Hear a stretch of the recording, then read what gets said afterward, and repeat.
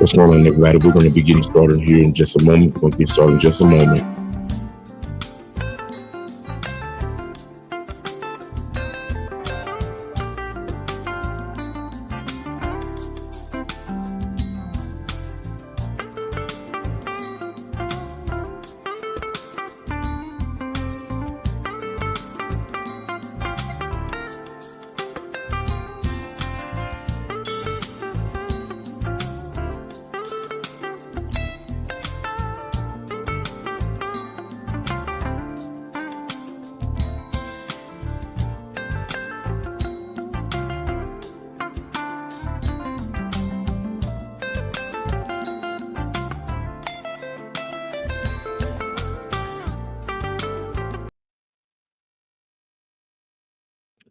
Praise the Lord, everybody. Praise the Lord. Listen, guys, I know it is early. I know most of y'all are probably still in the bed, and that is fine. We are not. So if you're not watching live, you can catch the replay. So I want to say for all you that are watching the replay, good morning, or good afternoon, good evening, depending on what time, what side of the world you are living in. What time zone. This is Brother Rimbert here with Moments True Podcast. And guys, I do not want to hold y'all up.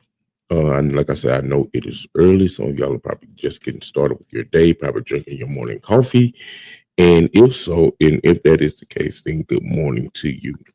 I want to say thank you, everybody that tuned in last night for the live stream. We had a wonderful, wonderful time at the live stream last night. I hope that y'all had a wonderful time as well.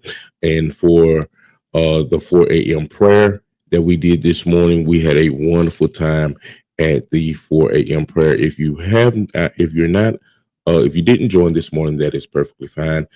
Please join us tomorrow morning and Saturday morning at 4 a.m.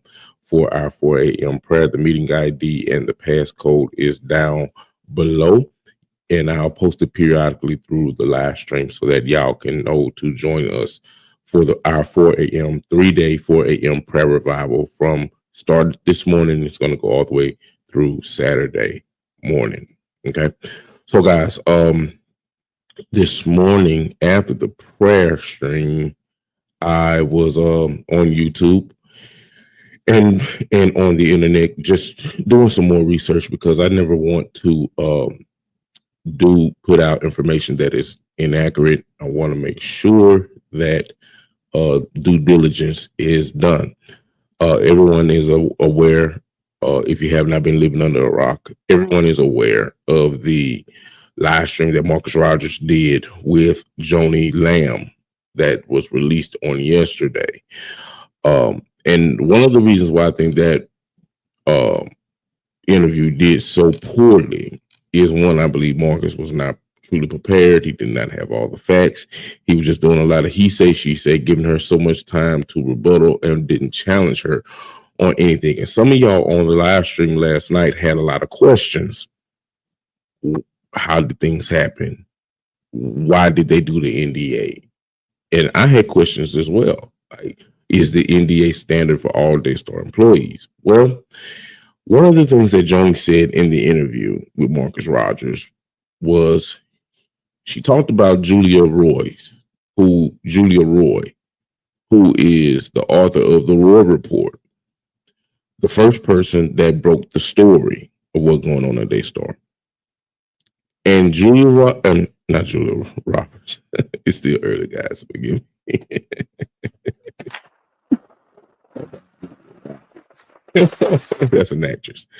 But Joni Lamb, what she did was she called Julia Royce, called her a bottom feeder. Marcus asked the question, why do you think that he asked Joni, why do you think that Susan and Jonathan did not go to any of the big networks? Why did they go to a blogger? And she said, because they wanted to reach out to a bottom feeder. Paraphrasing. But she did call her a bottom feeder. And so with that, it appears that Julia Royce says, I'm going to release these receipts that I've been holding. Now, full disclaimer, guys, I did email Julia Royce this morning. Hopefully to hear back from her as well. And I'm trying to get her to come on the platform to do an interview. So be praying that God will open that door for us to speak with her. But I'm going to play majority. I'm not going to play all because the audio is over an hour long. So I'm not going to play it all. But I'm going to play this recording of the audio from the board meeting. This is the same board meeting in which Tom Callender tried to bully Jonathan into signing an NDA. This is that meeting, but this is the full recording of that meeting. So, guys, I'm going to put it up on the screen here, and we're going to talk about it in just a moment. Here we go. Heavenly Father, Lord Jesus, we just come before you today. We give you thanks and praise, Father, for this day. We give you the thanks and praise for the God that we serve. We thank you for the privilege to serve you in the capacity you've given each of us to serve you. And we thank you, Lord, that you've given us. Oh, guys, full disclaimer, if you will, please like this video. Please hit the subscribe button if you have not subscribed, and please comment down below with your thoughts. I really would love to hear from you guys, and also let me know where you are, where you're viewing from. Okay, this is the Royce Report full audio release of the meeting November 16, 2023, that Daystar officials with Joni Lamb present, where they tried to bully Jonathan into signing an NDA. This is the full meeting. Here we go. Lord, this ministry to be stewards of, Father. Thank you for the leadership, Lord. Thank you for Tom, for Jonathan, for Joni, Father. Thank you for her commitment and dedication, Father, to furthering the gospel throughout the world. And so, Father, I pray that you give each of us divine wisdom, Lord, revelation, knowledge in everything that we do. Pray that your Holy Spirit would lead us today, Father. And Lord, that what your will is what we do in everything that we do. Bless the work of our hands, Father. Bless the work of the hands of everyone here at Daystar, Father. Thank you for the calling that you've given each of us. And we just give you glory and honor in your name and pray. Amen. Okay, so I'm going to ask Joni to open the meeting and call to order. Yes. Call this meeting to order. Yes. So Joni Lamb will take the chair, as we normally do during our meetings, and I'll act as the recording secretary. Next, we'll get to hear the attendance and notice waivers. I sent out, the notice. Everyone's aware we're having the board meeting today. We do need to, so as we do with everything, we always have a unanimous, we always have a waiver of notice that I have everyone sign. That's just part of, that's just that you're all here. You're waiving your notice when you're here at the board meeting, but always, this is belt and suspenders. Always I have to get these, and John's always said, always have these signed. So.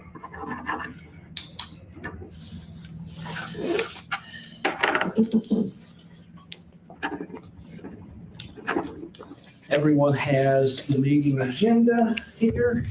So we'll just approve the meeting, the agenda. It's here. Do I have a motion to approve the agenda? Motion to approve the agenda. Do I have a second? Second. And a third. So the motion is adopted. Okay, so we're going to start with the meeting. We're going to start with Mr. Calder. You're going to let you.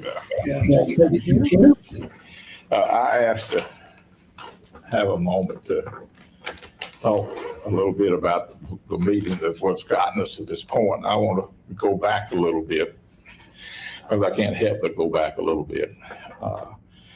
Because I was around when, shortly after God called Joni and Marcus to the ministry, and God called both of them. And both of them they had no idea what God had in store, but they followed with complete obedience. And they worked their way from Montgomery to Dallas, walking up the hill. And unfortunately, Marcus stumbled. And Joni had a really difficult decision to make. And my heart breaks to even think about it, but she had a decision to make. Reach down and pick him up and continue under the anointing that God placed on her and let him regain the anointing, or come to this room, this board, or a board, and say, I want to run it because of what he did. And she chose not to do it that way. She said, I'm going to pick him up and we're going to continue together. So this guy, Tom Callender, basically what he's doing is praising Joni for, I guess, not taking Daystar from Marcus when Marcus fell into adultery in the early parts of them building Daystar. And that's kind of similar to when you have a guest preacher. I liken that to when you have a guest preacher at your church and you're going down their credentials and you're trying to wow everybody with how amazing this person is, because in the end you want to present them in the best light possible for any detractors to question, well, why am I really doing this, going at this person like this? But guys, you got to go past all of this, because as you will see, as this audio continues to play, Tom Callender becomes very, very forceful, very, very degrading to Jonathan as they try to push him to do what they want him to do. Now, when the leak of the audio of the NDA first came out, I did not know. I knew that Tom Callender was present. I knew that Joni had a lawyer present for this. But what I did not know was this other guy, Arnold Torres, was present, and I did not know that Joni herself was present in this meeting. And this is one of the reasons why the Royce report, why Julia Royce is dropping this audio, so that people can know the truth of what's really going on behind the scenes. I'm not going to try to interject too much, guys, because I know y'all really want to hear the audio. So here we go. And the Lord called him home way before anybody wanted him to go home. But the Lord, that was the Lord's business. But never removed the anointing from Joni.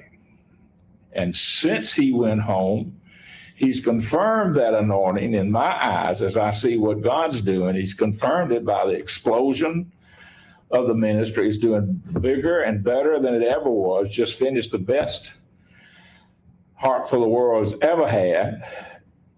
He's confirming that that's the one that it was. Now, wait a minute, guys. Wait a minute. Y'all heard Tom Callender refer to Daystar as a ministry. But what Daystar has been trying to do, the reason why they did the NDA, because they were saying that all businesses do NDAs.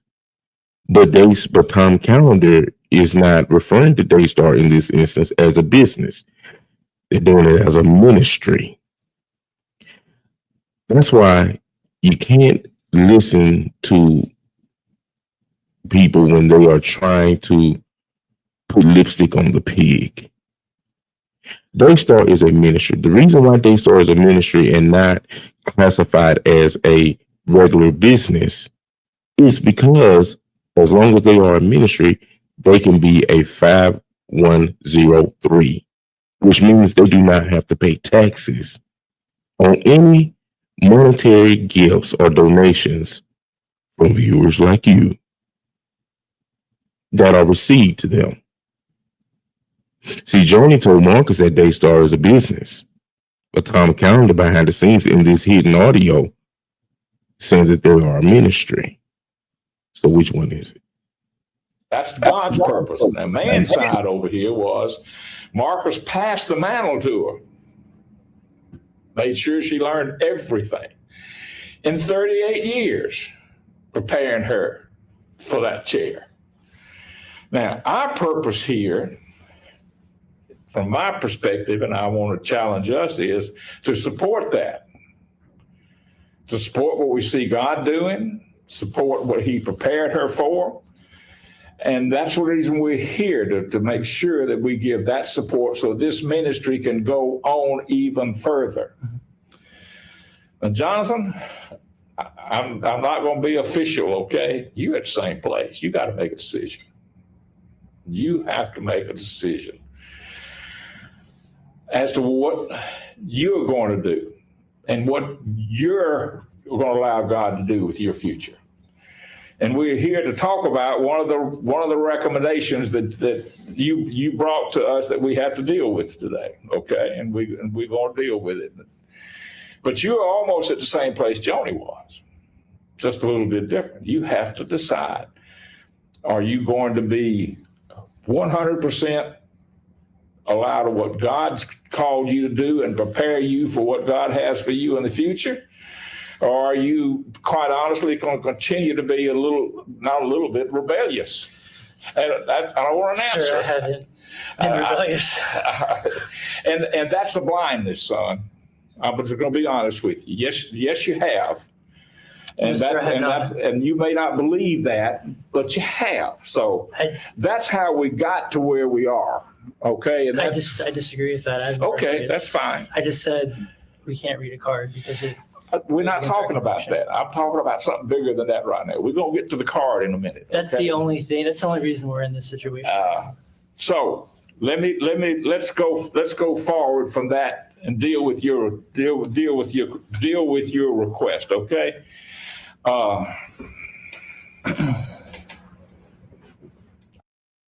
You see how Tom Callan tried to tell Jonathan how he's so quote unquote rebellious.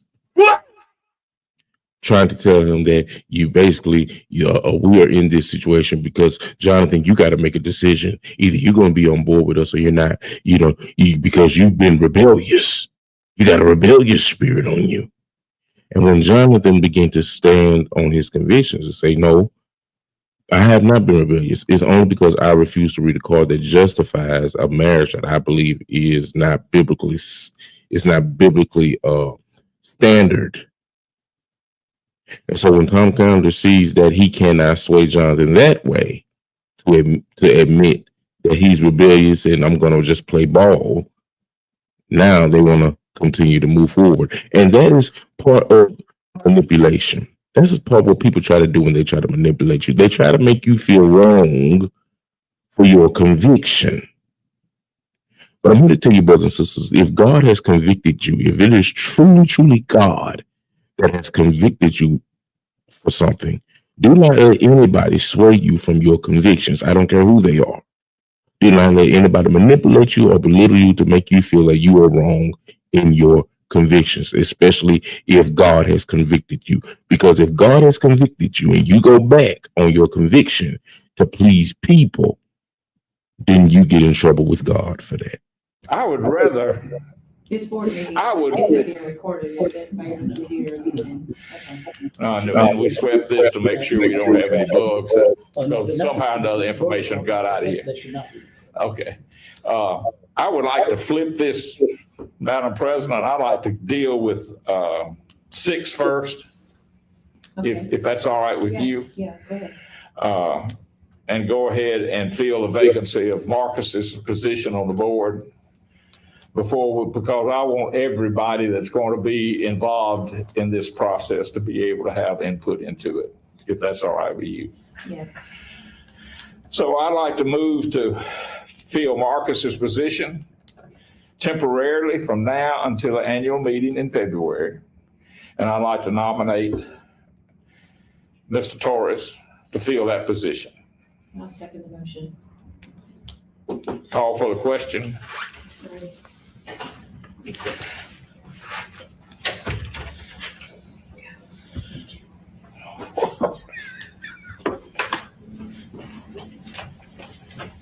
Here goes, sir. Thank you.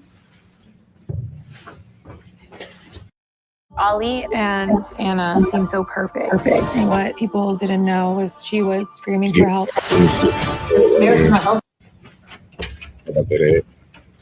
Okay, so we have a motion to, the motion here is to add me as a board member. Board member. Temporarily until the next annual board meeting. when we elect. So That's correct. what would be the purpose of adding a fourth board member?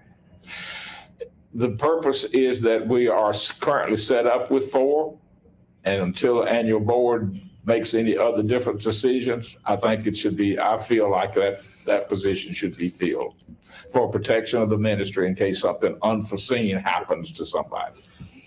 Basically, if someone's health is in Who decline or knows? something. Who knows? Yeah. We didn't expect Marcus. We don't know what tomorrow Well, holds. we know you've never been to the hospital, so, Who knows, you know? I don't foresee that Yeah, happening. I think our job here is to make sure that the ministry is protected to the maximum. And I think that gives a better covering and protection for the ministry in case something happens to one of the other 3. Yeah, if we're gonna talk about some of the more serious things, he needs to be on the board to hear all that stuff. And he's Good been point. along the So when journey. you say, basically, this is just giving Arnold the extra privileges to be able to participate in these high-level discussions. That's and correct. Decisions, versus just being the secretary. Yeah, well, Was that decision discussed beforehand? Because I haven't heard any discussion about addition of. I think your dad actually sent an email sometime back that if something were to happen to him, he actually appointed Arnold as one of the people that would help in that process. I don't, it was one of. not sure Yeah. exact- If you and Dad were to die in a plane crash. Yeah. Yeah, so Yeah. Arnold was really the only person because it's already gotten, so there's Pandora's box been opened. And so to bring someone in who's inside and who kind of knows what's going on without having to, there is somebody specific that Marcus recommended to me before he passed. Yeah, and Joni did talk to me about it. Okay. So you have had a discussion about adding a fourth Yeah, board we- member? we Just because I haven't been a part of any Yeah, I discussions. just talked to him early on about the person that your dad recommended. Yes. And then. When was that discussion had? Oh, a while back. Yeah, that was early on. Yeah, but I think the time. Well, we had a is now. board meeting, a few months ago, and it wasn't discussed, so. That was not in the agenda at that We point weren't in gonna time. do it at that point. I think the time is now. So do I have those in affirmative? Me, Affirmative. I think a 3-person board is good. It's an odd number, so we're not gonna, if we come to a tie, we don't have to have a procedure set in place to break the tie. So you're not saying affirmative? I'm saying negative. I think 3 per people is good. Okay, well, you were the 4th member of the board. Well, right now, When your dad was alive, you were the 4th member. yeah, but there's 2-1, so the motion passes. Right. So the motion is adopted. Yes. So now, Arnold, you are now officially in this conversation. Okay. Understood. Thank you for allowing that switch to take place. First, I want to make absolutely sure, we're not dealing with Jonathan, okay? And your recommendation that you So brought this to the is, board. we're on 0.5 now? We are now on 0.5, Okay. okay? First, I want to make absolutely sure that you received what we received yesterday, that The letter the from letter Mr. from Lynch. John Lynch. Yes, we still alive. Absolutely sure that where Daystar stands as far as your religious beliefs. Yes, sir, I received that. Do you have any questions on that as to what we, the board and John is committing Daystar to? I mean, I think that's great. So let me give you a little bit of context of where we are in this conversation. So apparently this Arnold Torres was a secretary, and Daystar set up to have 4 main board members. And because Marcus has passed away, Tom Callender recommended to the board that Arnold Torres be promoted to board member until they have their annual meeting in February, which is already passed. The annual meeting is already passed, okay? That was February of 2024. They will have their annual meeting. In which now, because Jonathan is no longer there is another position for the board member for a board member to join, in which I'm going to be honest with y'all, I would not be surprised if Jonathan's position is filled by Joni's new husband, Doug Weiss. I wouldn't be surprised. My question is, why couldn't that have happened months ago? Well, when we held our bridge discussions at Joni's request, and she asked Arnold, myself, and John to sit down with you, I didn't sit down, I called in. And we had our bridge discussions. That's where we wound up with committing and asking the president to make that commitment. And she did, and that's what we gave back to you, which you then rejected that proposal. So this is doing nothing except confirming what we offered you months ago. Yeah, I rejected the 14 points that were required to be able to. And that was in it. So now I want to make sure that right there is, you understand that Daystar will never ask you to violate your religion. Well, that's great, because if that had been put in place from the beginning, we probably wouldn't even know each other right now, to be honest. Okay. So does that take everything away? That's what started everything.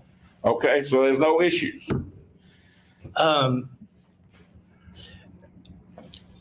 I mean, right. I mean, but that's not the way it was presented whenever we met with John Lynch and you and Arnold. Yeah. But if you're saying there's no other strings attached, go ahead. We're able to go back to how we were before. No, meaning full restoration of everything that we had before. No. And an apology to Susie. That's been done. She came to your house. That was not. No, that was not. Then we need to go ahead. That was a very. Okay, then Let me just. There is nothing that was actually addressed in that apology. John, if you read John's letter, he said he was specifically addressing your October the 3rd email. In particular, the point of,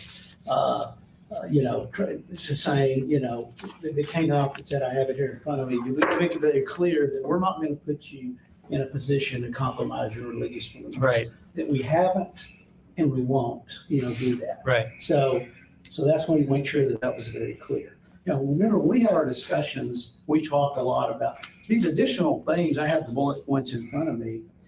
These discussions were about trying to get you back to ministry now, you and Susie.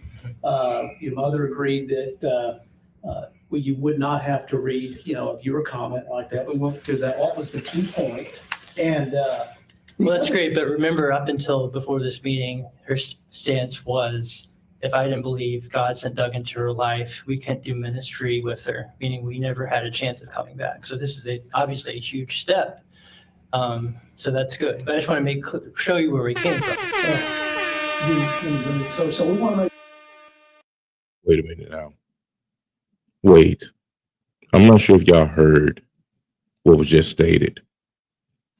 Now, for those of you that don't know, when Joni went on Marcus Rogers' platform, she stated that Jonathan and Susie tried to blackmail her into bringing him back and giving Jonathan the presidency of Daystar. And if you don't do it, we are going to leak the audio recordings. And Joni said that I will not be blackmailed, and there's no way I'm going to make you president, because in her words, Susie is running Jonathan, and she said that Susie's running Jonathan, and if Jonathan cannot manage his household, basically you can't manage Daystar. But what we are seeing on this audio recording right here is that they wanted to bring him back. They are in the process of, we want to bring you back to ministry. We want to bring you under. We want to bring Susie back. But wait a minute, if they were trying to blackmail you and make you feel so bad over what you say is a lie, then why try to bring them back? And then you try to bring them back and get them to try to sign an NDA. Something is not right, guys. Something does not line up. Something does not add up. And if you listen to Jonathan, the tone of his voice, does Jonathan have the tone of someone that is trying to blackmail somebody? I don't think so. Let's get back to it, man. Make sure Is that correct? what we're saying is Have you been instructed not to talk? Yeah. You know, that's not true. I'm just asking. Chairman, I think the comment. Can you confirm that's where we were? It would be very difficult to work side by side with someone who was saying that I'm an adulterer and that I'm living in adultery and in sin. That would be an impossible. Right, but we agreed to keep those comments private and to ourselves, and to not share it with anybody. For you not forcing us to have to read comments about your marriage or talk about the marriage. Are you comfortable with the letter that John Lynch sent you? No, I'm just asking, can you confirm that you have? Wait a minute now. Joni said that she doesn't feel comfortable with somebody calling her adulterer, saying that she was in sin. I'm glad she said that, guys, because I have a video that I'm going to share here in a minute. This video was from Prophetic News TV, Susan Puzio. And in this video, she has the divorce documents of Doug Weiss and his now ex-wife. And in these divorce documents, she also has the timeline of when Doug divorced his wife, when he started the procedures to divorce his wife. Also has the timeline of when Joni purchased a new land to build her brand new mansion. Also has the time frame of when they begin to get married. When and the thing about it is Doug divorced his wife. I'm gonna show the video here after this. Doug divorced his wife 2 months after Marcus Lamb dies. And then in the same token that's going on, he divorced his wife 2 months after Marcus dies. And then Joni buys some land and starts building a $3.5 million mansion on the land. Brand new lodging. And then also watching from Kenya, Africa. God bless you. All the way from the motherland. And then not only did that happen, but also they put deposit down for the honeymoon in October of 2022. But she told Marcus Lamb that they did not talk or did not date or nothing until October of 2022. But documents prove that she put a deposit down for her honeymoon in October of 2022. So somebody's lying. Who's lying? You have that stance, and now you've come to this new stance of allowing us to come back and not have to compromise with our beliefs. I agree. I mean, I wasn't in the meeting with y'all, and I know that's what we agreed to. Y'all came back to me because I wasn't in the meeting. And I agreed to the things that we talked about. But that has nothing to do with anything except the only thing that I want you to understand.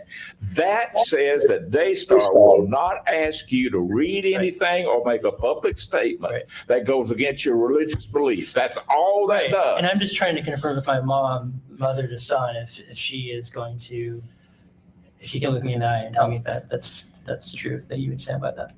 I'll stand on what the letter says, yeah. Need to run Windows on your Mac? Parallels Desktop. Okay. You comfortable with it? Yes. Because it's better if we can communicate mother to son sometimes instead of having to involve the board. I think I tried that. So, I mean, but we're here. So we've got two godly men here. This man that your dad implicitly trusted, this man that your dad implicitly trusted. And of course, he implicitly trusted me because he left me in charge. Yeah. So we're in a safe place right now. Well, I want to address how you say that you've tried to meet with me, mother to son. And it seemed like we were making some good progress. You came over for Israel. Mhm. We played Jenga, had a good time. Yeah. Talked. For his birthday, because you wouldn't let me take him out of the house to go buy a present. Well, I mean, given everything that's gone on, Given what? I'm his grandmother. well, that's why we allowed you to come over and see them. But when you've Allow called, me to go buy him a pair of shoes. but when you've called my wife a Jezebel, Point of order, you please. lose certain rights Jonathan. until we can have restoration. Jonathan, point of order here. That is not what we're here for today. I know, but I'm just Okay? saying that there's a reason That's why. not what we're here for today. I know. Now, you can either, and Arnold, I think you're in agreement with me, and Joni is too. So we're asking you, as a majority of the board, drop this and let's move on with Well, the agenda. I'm discussing what she was wondering why she couldn't. take We the are agenda up. asking you to drop And we can it. have a closed session and do all that. Right now, we're trying to. Right, we're trying to get through the But you agenda. understand why I would not be hesitant to want you to take these out, right? I can't say that I understand that. Well, Well, and I just want to make. so anyway, you came over and Jonathan, we'll talk about this. We need to stick with the points that we talked about discussing. We need to keep. Wait, now they want to stick with the points of the discussion. But a minute ago, when y'all thought y'all could gang up on him, you had no problem telling him what he was wrong about. But when Jonathan said no, you didn't apologize because you called my wife a Jezebel. What part of the game is that? So then when he rebuttals to Joni, now all of a sudden everybody wants to, let's get back on topic. That's the thing about manipulation. When they feel like they cannot get you to budge off your stance, then all of a sudden we want to get back to this. Let's get back to the main part of the conversation. No, let's deal with this right here. Because people that love to manipulate, they do not like, they don't want to be shown they're wrong. They don't want to be shown they're wrong. They want a bunch of yes men and yes women around them that's going to enable them to continue manipulating. Let's move a little forward. Let's move a little bit forward. Order, and then we'll discuss it. We don't need to intertwine all these other conversations. We can have the conversation, let's let talk about. Submit to the authority of the board here and let's move through the agenda, okay? I'm trying As a to. board member. This is part of the setting up the process. Yeah, what John was doing, John, just to make sure I understand, is that a letter, we want to make sure that you understood that we're not going to do that. That your first paragraph. I'm sorry. If he's addressing the first paragraph. Okay, yes, sir. He's addressing the first paragraph of your email. Yes, sir. Okay, so that's all that's doing. As he said at the end of the, there's other things that you have in here that the board has to consider. Right. Okay, but right now what he's going to say is that first paragraph there, nobody's asking you to do that. Right. You got very first, see that? So now we're into the rest of it. Okay. So that's what the purpose of that letter was. Okay. To make sure that you clearly understood that we're not going to ask you to do that. Okay. So now we address the rest of them. Okay. The rest of the things. Okay. You sent us a letter requesting some actions, okay? Number one, you requested a contract, okay? And we're gonna deal with these one at a time. Nobody. Now this is the letter that Joni claims was a blackmail. They're addressing it now. Joni said, Joni led Marcus and everybody else to believe that they just trying to blackmail me so that Jonathan can be the president. But it seems like here in this audio, they are addressing what Jonathan wrote in the letter that they claim was a blackmail. Here we go. Ever had a contract with Daystar under any kind. Daystar has operated and chosen to operate as a free will employment company, okay? And we're going to continue, the board is going to continue to recommend and follow a free will employment company. So to deal with your contract request, there is no way that we could ever adhere to that request, okay? Yeah, Marcus, Dad didn't have one, Mother doesn't have one, no one Daystar has one. We're an at-will state and we're at-will company. And of course, I would never even have a crazy idea to even have a contract, except that we were put into this position that we're in, where Do you understand that the Potential position of the board? threatened to be that- fired for not reading a card. Oh, position of Daystar. Well, now that, So given that there is insecurity related to, you could lose your okay, there has been no employment action. for something There's as been no, petty as there's that. been no action as far as employment or as far as your income Yes, is sir. concerned. Right. For the call, for the situation that, that letter resolves. Right. So that letter is now, that is resolved, okay? Now, so one of the other things you asked to guaranteeing you the presidency, okay, of Daystar in your request. Well, that would be part of the contract, but that's already. That now, Exactly, Jody. Exactly. we had a secession article sent out. Right. Okay? And you and your mother signed it. I did not. Okay? It's never been signed, so it's not in effect at all. In fact, Joni, if because of the circumstances you have, if you change your mind, you can withdraw your signature if you want to. Okay? But that is not in effect by any stretch of the imagination. And my recommendation would be that we postpone that whole thing until a later date. But I want you to understand there is no resolution that spells out secession. I remember my father specifically asked for everyone to reply in the affirmative, the board members. So That was his will, but there would it's be never been an passed. email from you replying in the affirmative, But we did not which you pass it. confirmed to me whenever we met in Montgomery, Alabama. You actually And showed let me. let me just be honest. You showed with me you. your phone and you said, Okay. Jonathan, Yep. this is the last email I And got I from still Marcus, have it. and I'm going to do my best to make sure. I I am. followed you And with that. let me tell you where I was, okay? And I'm just going to be honest. See that right there? That's classic narcissist move. When Jonathan is about to expose something that Tom Callender said to Joni Lamb and Arnold Torres, possibly something that they did not know about, that was between Tom Callender and Jonathan Lamb, here comes Tom trying to overtalk him. He's trying to hurry up and beat Jonathan to the point. Because right now, Tom, he's trying to be the pit bull. He's trying to be the one that Joni unleashes on Jonathan. He's trying to be a good foot soldier and try to intimidate Jonathan. But when Jonathan is about to pull a receipt on Tom Callender, now here comes Tom trying to overtalk him. Have y'all ever been in a situation like that? Where you may be having a conversation with a couple people and you are about to present a receipt on somebody in that conversation and they try to beat you to the point by overtalking you? Classic narcissist move. That's what you and I hope y'all just grant me this brief for me. They got these ads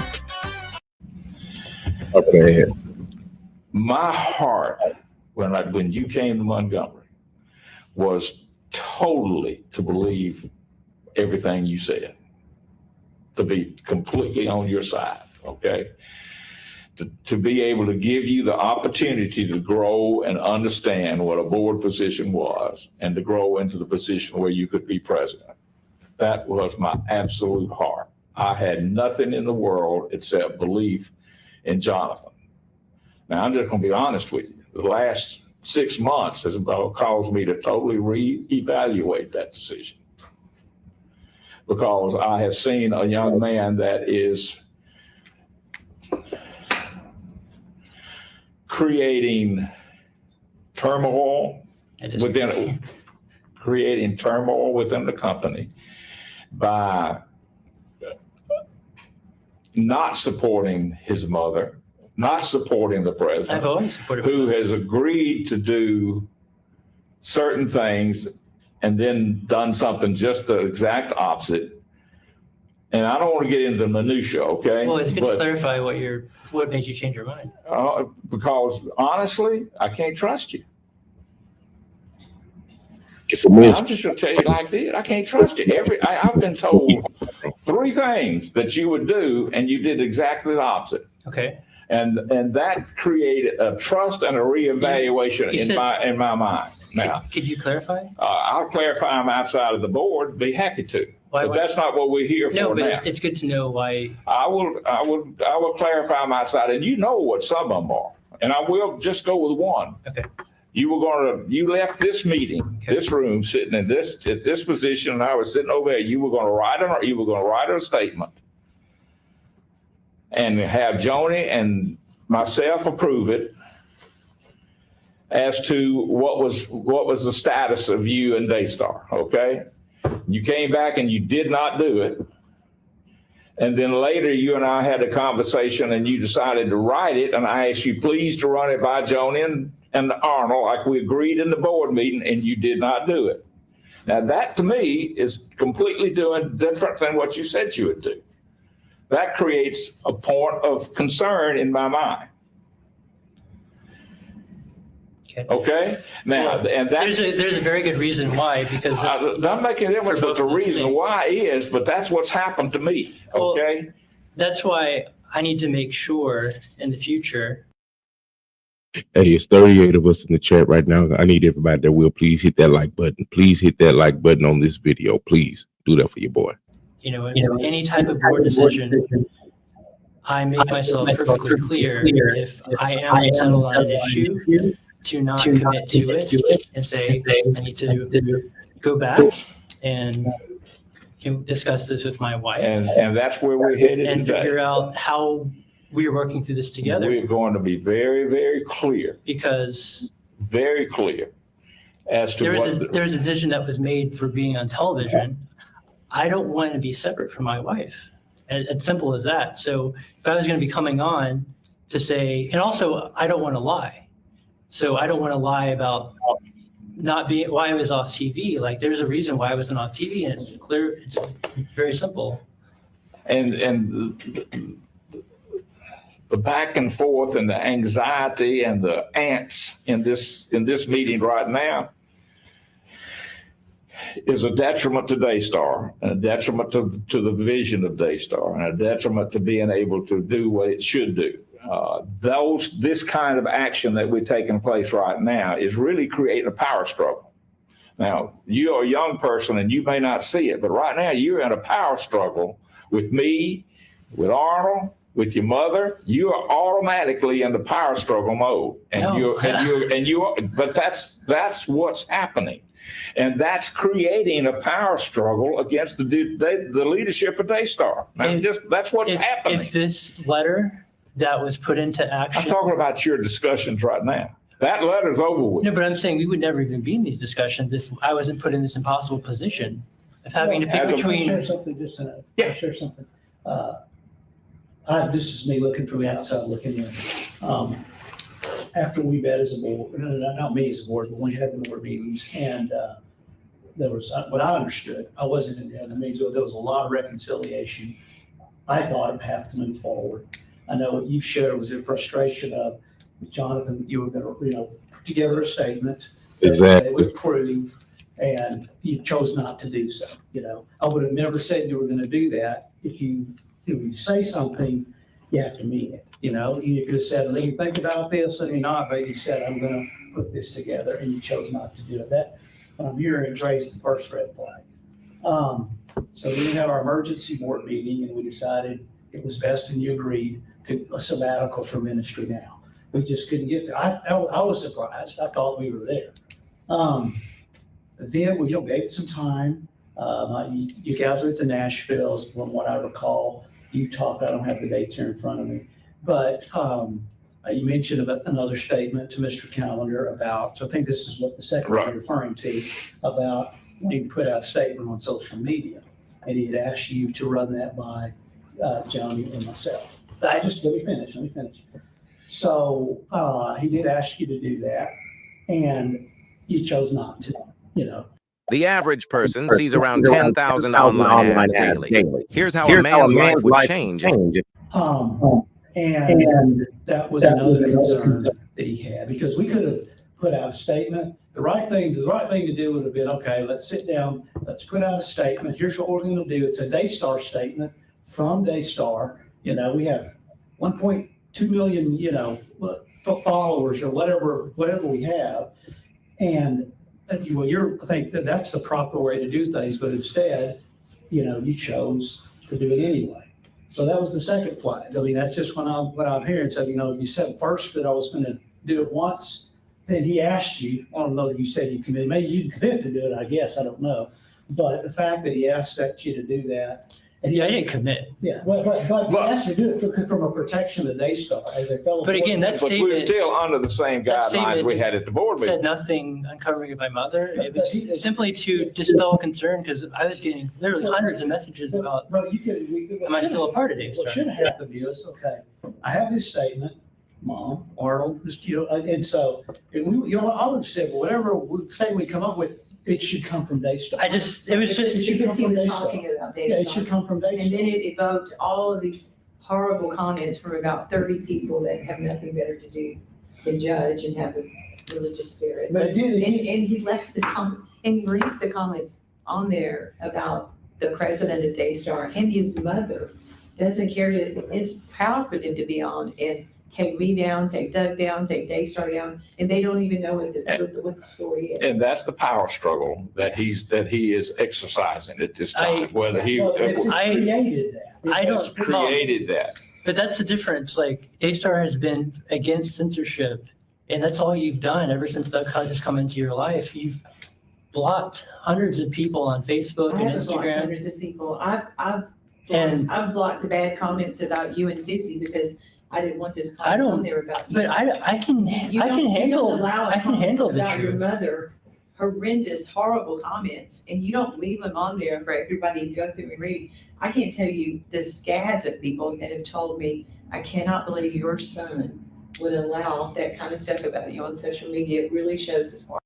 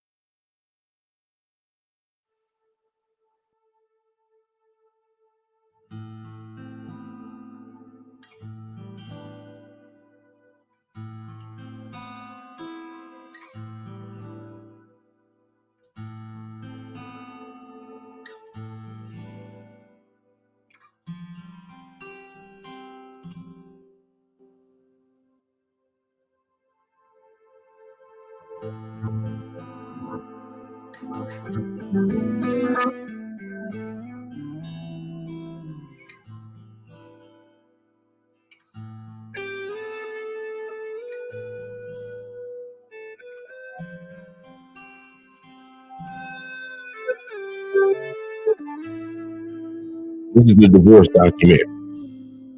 Let me know if y'all can hear me.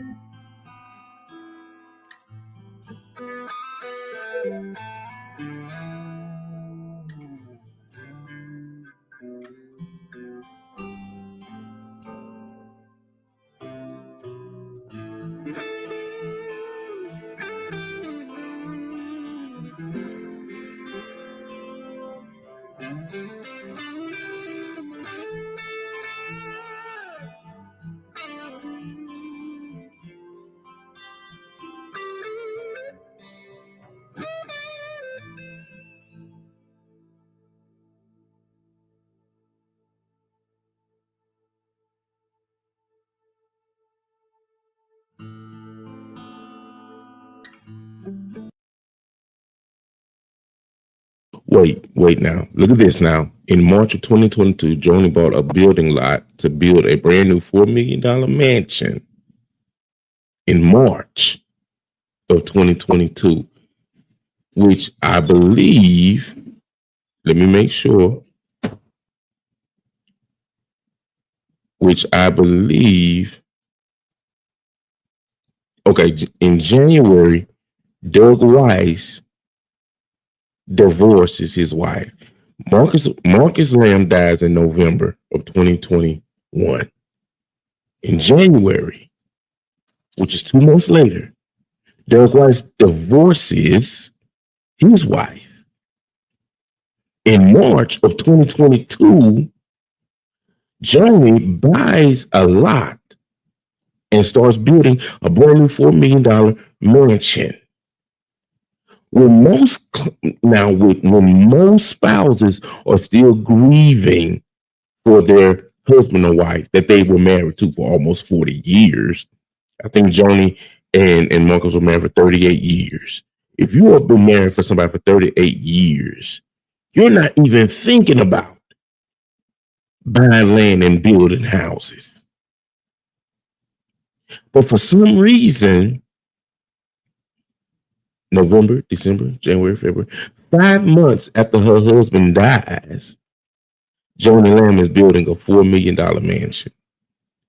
Doug Weiss, and while she's building this mansion, Doug Weiss is divorcing his wife.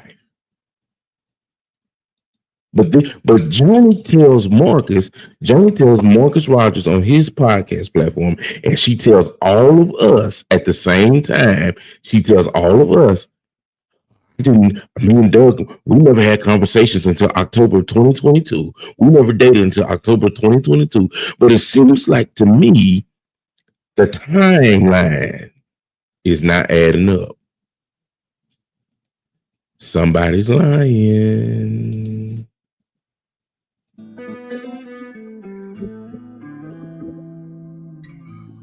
This is the lot that she bought.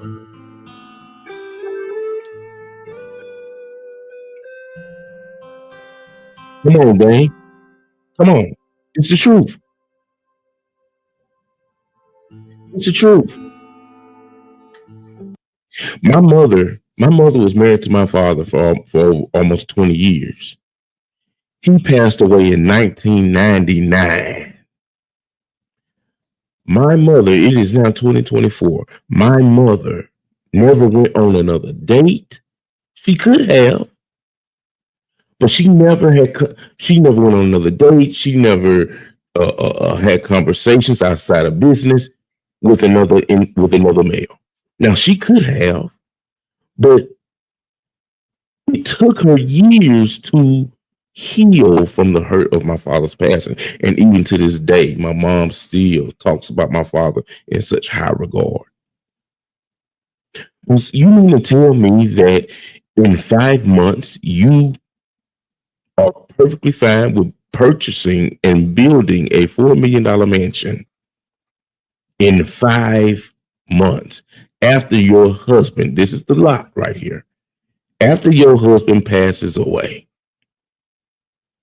Something is amiss. Sandy says if there was nothing fishy with the relationship, how on earth it was Doug the first person to see Marcus when his casket was opened? Come on, man. Your guess, your guess is as good as mine. Your guess is as good as mine. But let's get back to it right quick. I'm gonna keep playing. I'm gonna play this video right quick.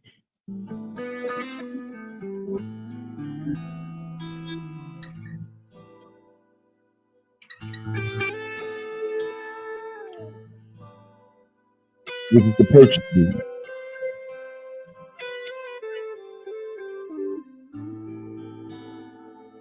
She purchased it March the 21st. All this is on Zillow. All this is record. It's record. You can look it up on Zillow.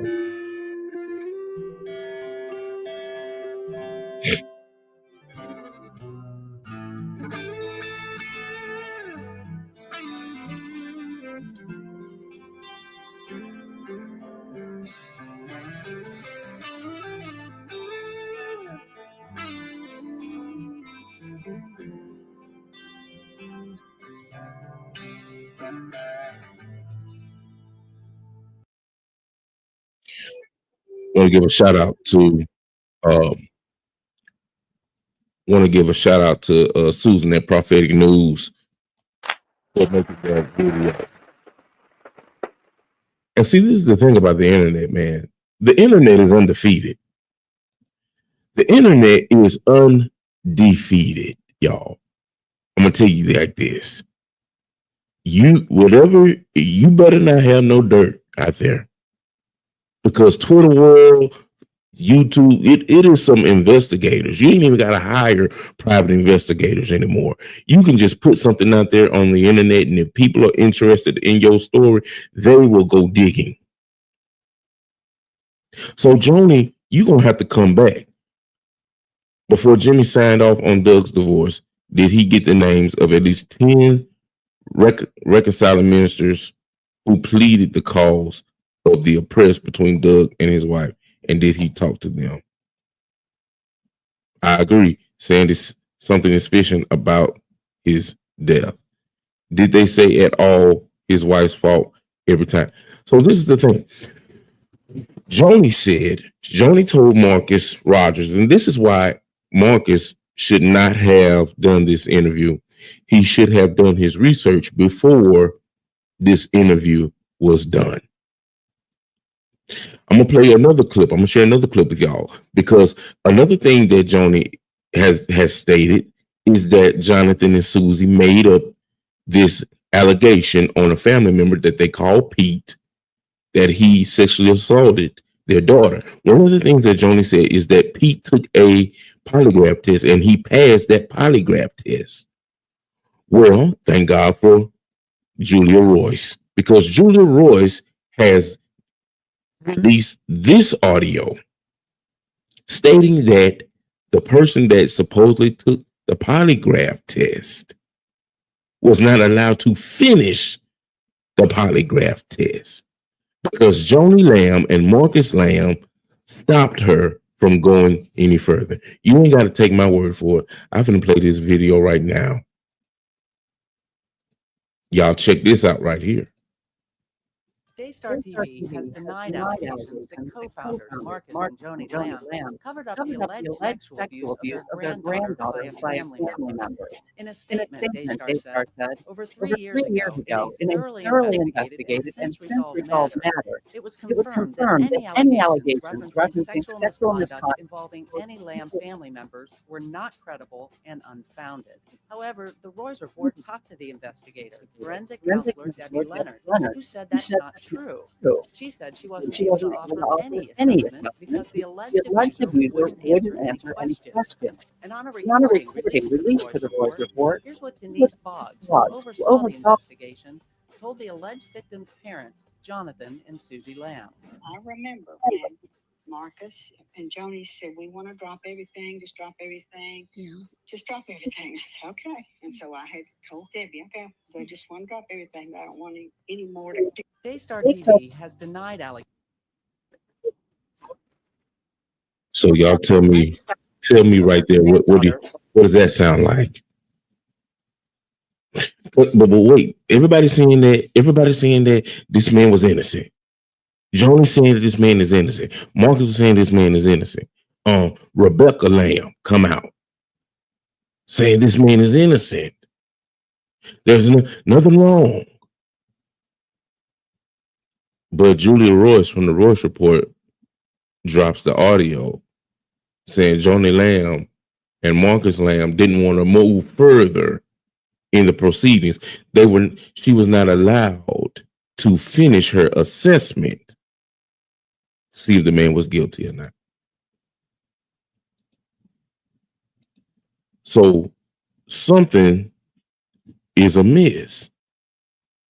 I like to look for Jesus whenever somebody says something. I heard Jimmy talk to Jonathan as if saying, you don't understand. There is no hope. There is no hope. There is no hope. That's not Jesus. Jesus didn't tell the Father there was no hope for us. He came to the earth anyway. Amen. Statistics can be made by saying anything. I've heard statistics don't lie. Do they? They can't lie if they've been tampered with. Doug owns the polygraph company. Wouldn't we like to know what questions were asked? Just like they do on TV shows. So, guys, what I'm about to do is I'm about to finish playing this audio. But I just want to drop those videos to let y'all know, to dispel some of these lies that Joni Lamb has said. She went right on Marcus Rogers's platform and did this interview and lied to everybody. And Marcus did not challenge her on anything. This is why you need to do your proper due diligence and research before you call yourself trying to interview and hear from both sides, because he did not ask any questions that challenged Joni on anything, and he did not at any time ask her to be accountable for these accusations. Let's play the rest of this audio here.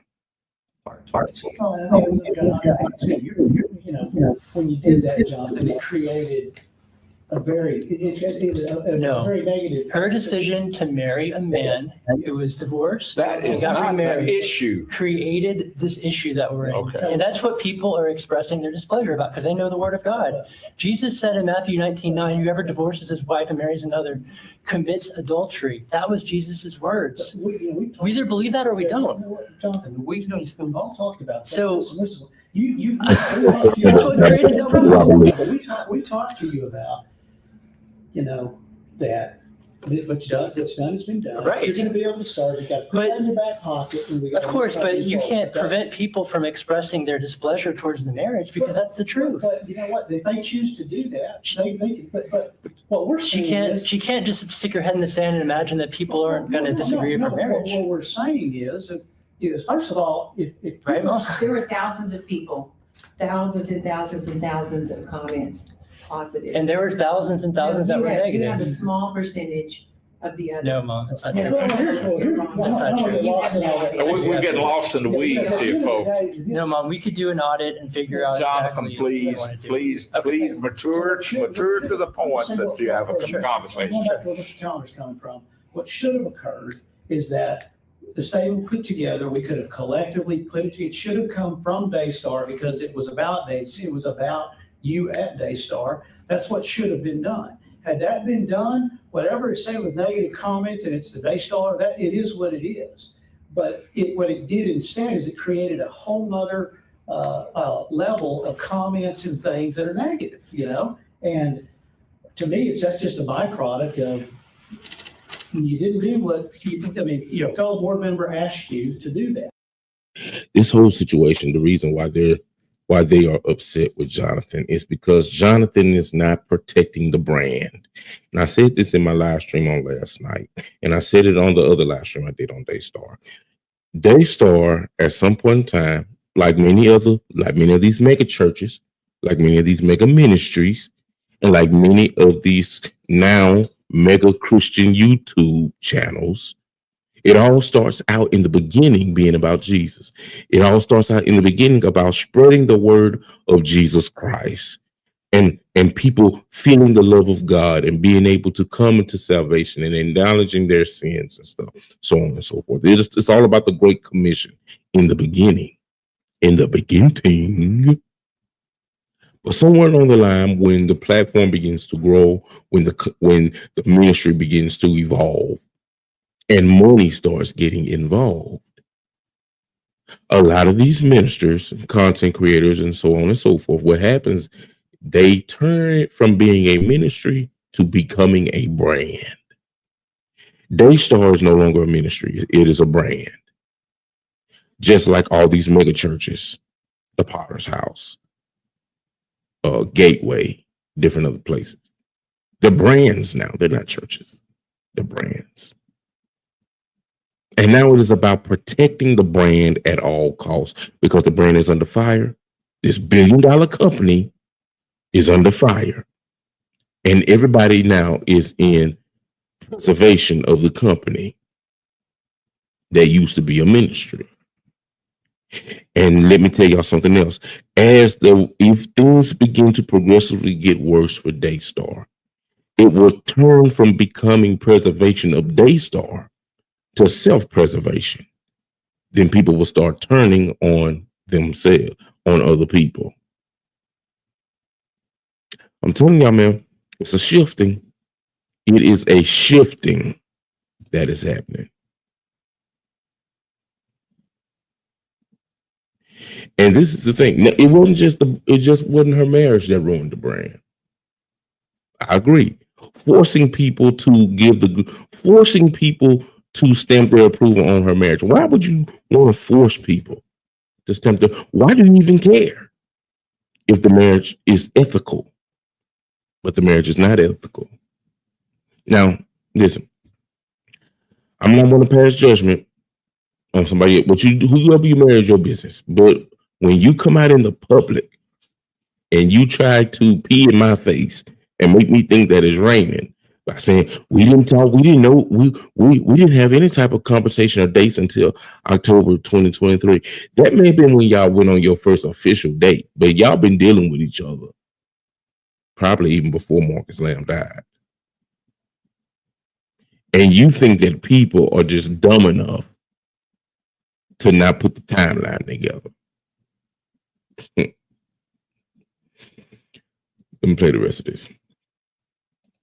It's not related to that one post. I can post anything on Instagram and I'm going to get negative comments about my mom. It's just the fact that it's simply because they've been blocked from her page and I guess they ended up on my page. Simply because he want to procreate the actions that a respectable board member would do for Daystar and say, I love my mom, I stand with my mom, and I support her leadership at Daystar without saying anything else. Please do not make these comments. But he likes the comments on there because it fuels the narrative that he's the victim, which he's not, because he was never asked to do anything but read a nice comment about us. That's not true. I just don't censor. I believe in not censoring comments. It's simple as that. I don't delete or keep. I just have them and I don't worry about it. You can say you have to micromanage what people think about you. Okay, you do. okay. We're back to that's the reason for his concern. Okay. I have concerns. It's creating a power struggle. It's creating controversy. Your position is creating that. But my position your social hasn't, media. my I'm position told, hasn't I have been not stated. read the policy. I'm told that your social media use of social media is violating the handbook. I think we are prepared to show that to you in fact after this meeting. You have. I dare you to let me build you a completely free e-commerce store preloaded. Sorry about that. Information in this room has been leaked to the media that should never have gotten out. There is absolute confirmation that you have communicated with programmers, creating doubt in programmers' minds as to the leadership of Daystar. after he was told not to do that. Well, he shouldn't have to be told. I mean, that's just should never have to happen. So those circumstances has created a security breach in Daystar that we as a board have to take action to prevent from happening. Now, there's tools out there what programmers have I spoken to? All right, this is my thing. They're talking about the marriage. This is my thing. Why is Joni? Why is she so adamant about having people to approve her wedding or approve her marriage? If your marriage is in good standing, if it's in good biblical standings, and then you don't need people to, man, listen, when me and my wife got married, we did not need anybody to stamp the approval of our marriage. The only person that needed to stamp the approval of our marriage was God. And when God gave his stamp of approval by telling me that she was my wife, and by also confirming to her that I was her husband, and we knew that nobody but God could have done that. We didn't need nobody's approval. We wasn't on Facebook and Instagram looking at all the comments and asking people to issue statements and read this card. You only do that when you are trying to convince people, but not mainly people. You're really trying to convince yourself, because deep down inside, you know something is wrong. Hey, baby, good morning. Good morning. You want to say hey to everybody? Hello, everyone. Yeah, that's my wife. Everybody, please say good morning. It's 65 chat. 65 of y'all in the chat. Again, it should be 65 good mornings. But that's the thing, guys. You only are wanting people to give you the green light. Zerubbabel said good morning. Good morning. But you only want people, Dame Myrtle says good morning. Good morning. You only want people to give you the okay, not for them, but for you. Because deep down inside, you know something is wrong. You know deep down inside, your marriage is unethical and it is unbiblical. Because this man's wife he divorced his wife that he was married to for 32 years, done raised children and built a business. He left his wife for you. And I'm not making Doug the victim, because he's not. He's just as complicit. Because for y'all, those of y'all who don't know, Doug Weiss is a marriage counselor, and he was Joni and Marcus's marriage counselor for years. So not only is it unethical biblically wise, it's unethical in your practice.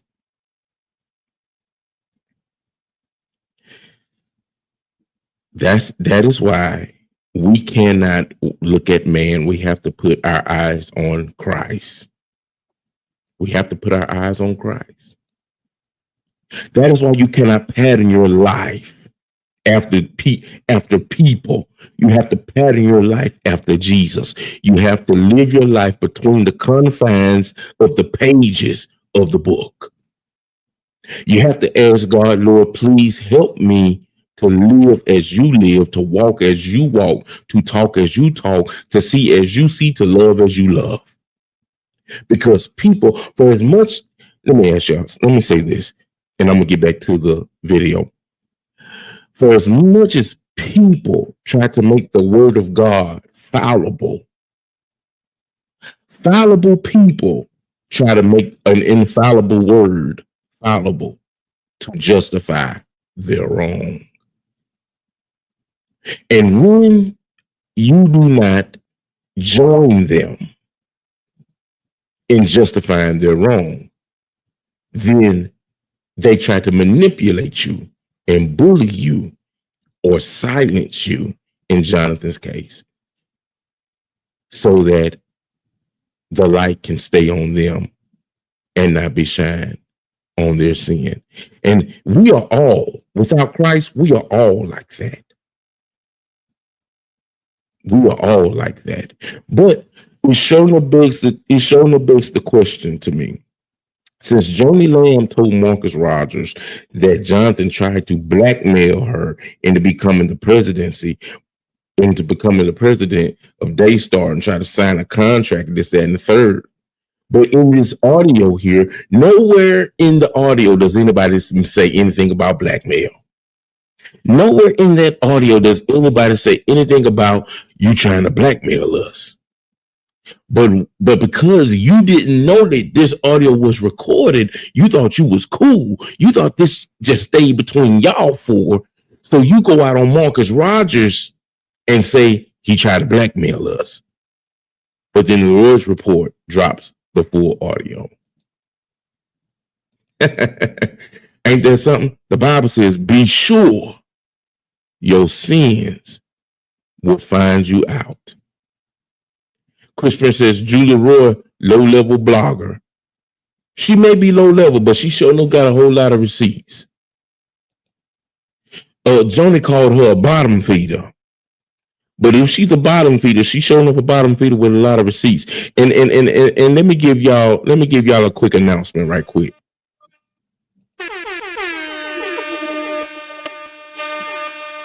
Quick announcement, guys. I've already emailed Julia Roy. And depending on when she reaches back out, depending on when she reaches back out, we're going to try to get her on the podcast. Chris Prince says, shame on those like Julia Rogers who rejoice in evil. My question is, why do you think she's rejoicing in evil? All she is doing is put the information out there that was presented to her. And the information that she's putting out that was presented to her seems to dispel some lies that Joni Lamb has tried to paint in the eyes of people. If you don't believe me, Chris Prince, and you are more than welcome to stay on the live stream. I really hope you do. I want you to rewind this live stream because there's more of this audio that you missed that dispels a lot of these lies that Joni told on yesterday. I also released two videos.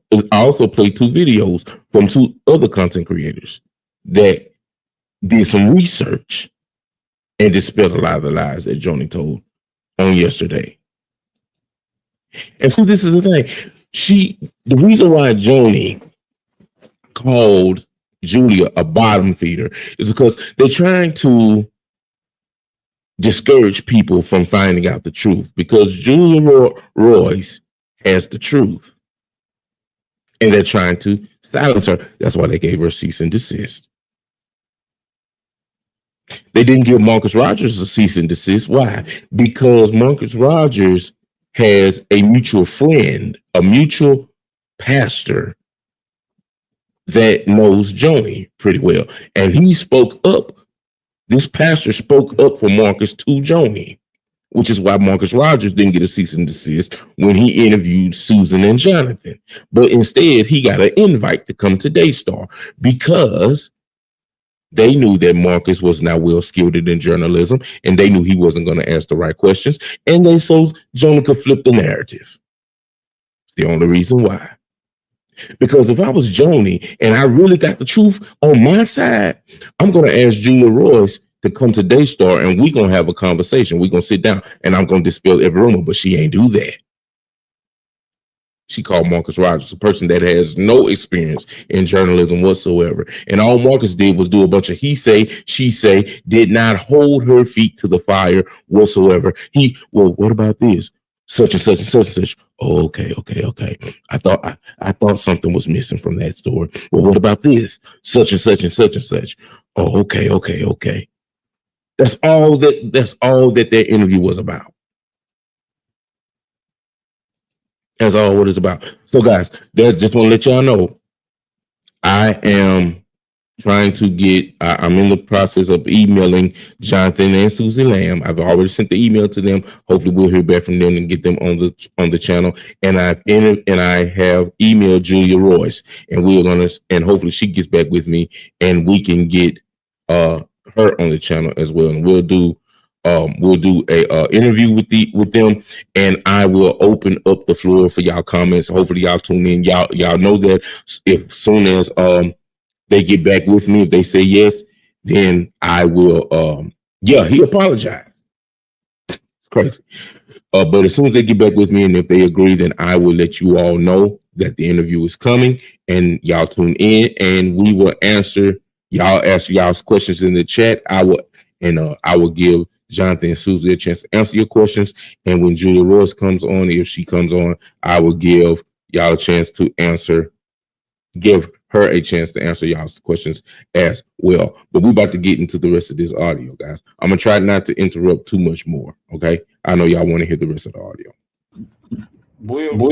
That security breach is the next subject that we're going to deal with, okay? We're going to come, we have reached out and we've researched, and we have the best way to control that security breach so that it never happen again is to use what most of the world uses that we never dreamed we would have to use or think about, but now we're in a situation where we need it to protect ourselves now and especially down the future. And that's called a non-disclosure agreement. And I'm making a motion that we have a non-disclosure agreement that we as a board and officers of this company hold up. sign the board non-disclosure agreement today showing our support for Daystar and that we will not violate it anymore. What program am I speaking to? So I make that motion. I just got on ask one question. I mean, I think Yomi all knows, we're not getting to the, for a fact, is their programmers that Jonathan has spoken to. Yeah. Is that right? Yeah, That's good enough for me. that's good enough for me. I don't have to have, I don't think the mother is going to, she's not going to violate their policy. That's a good question. I don't think anybody that's driving Daystar company cars, I don't think they knew that their cars are tracked. I don't think they knew that. And if I was an employee of Daystar and I'm driving a company car, I'm bringing that car back. I'm giving them the keys. I will be driving my own car.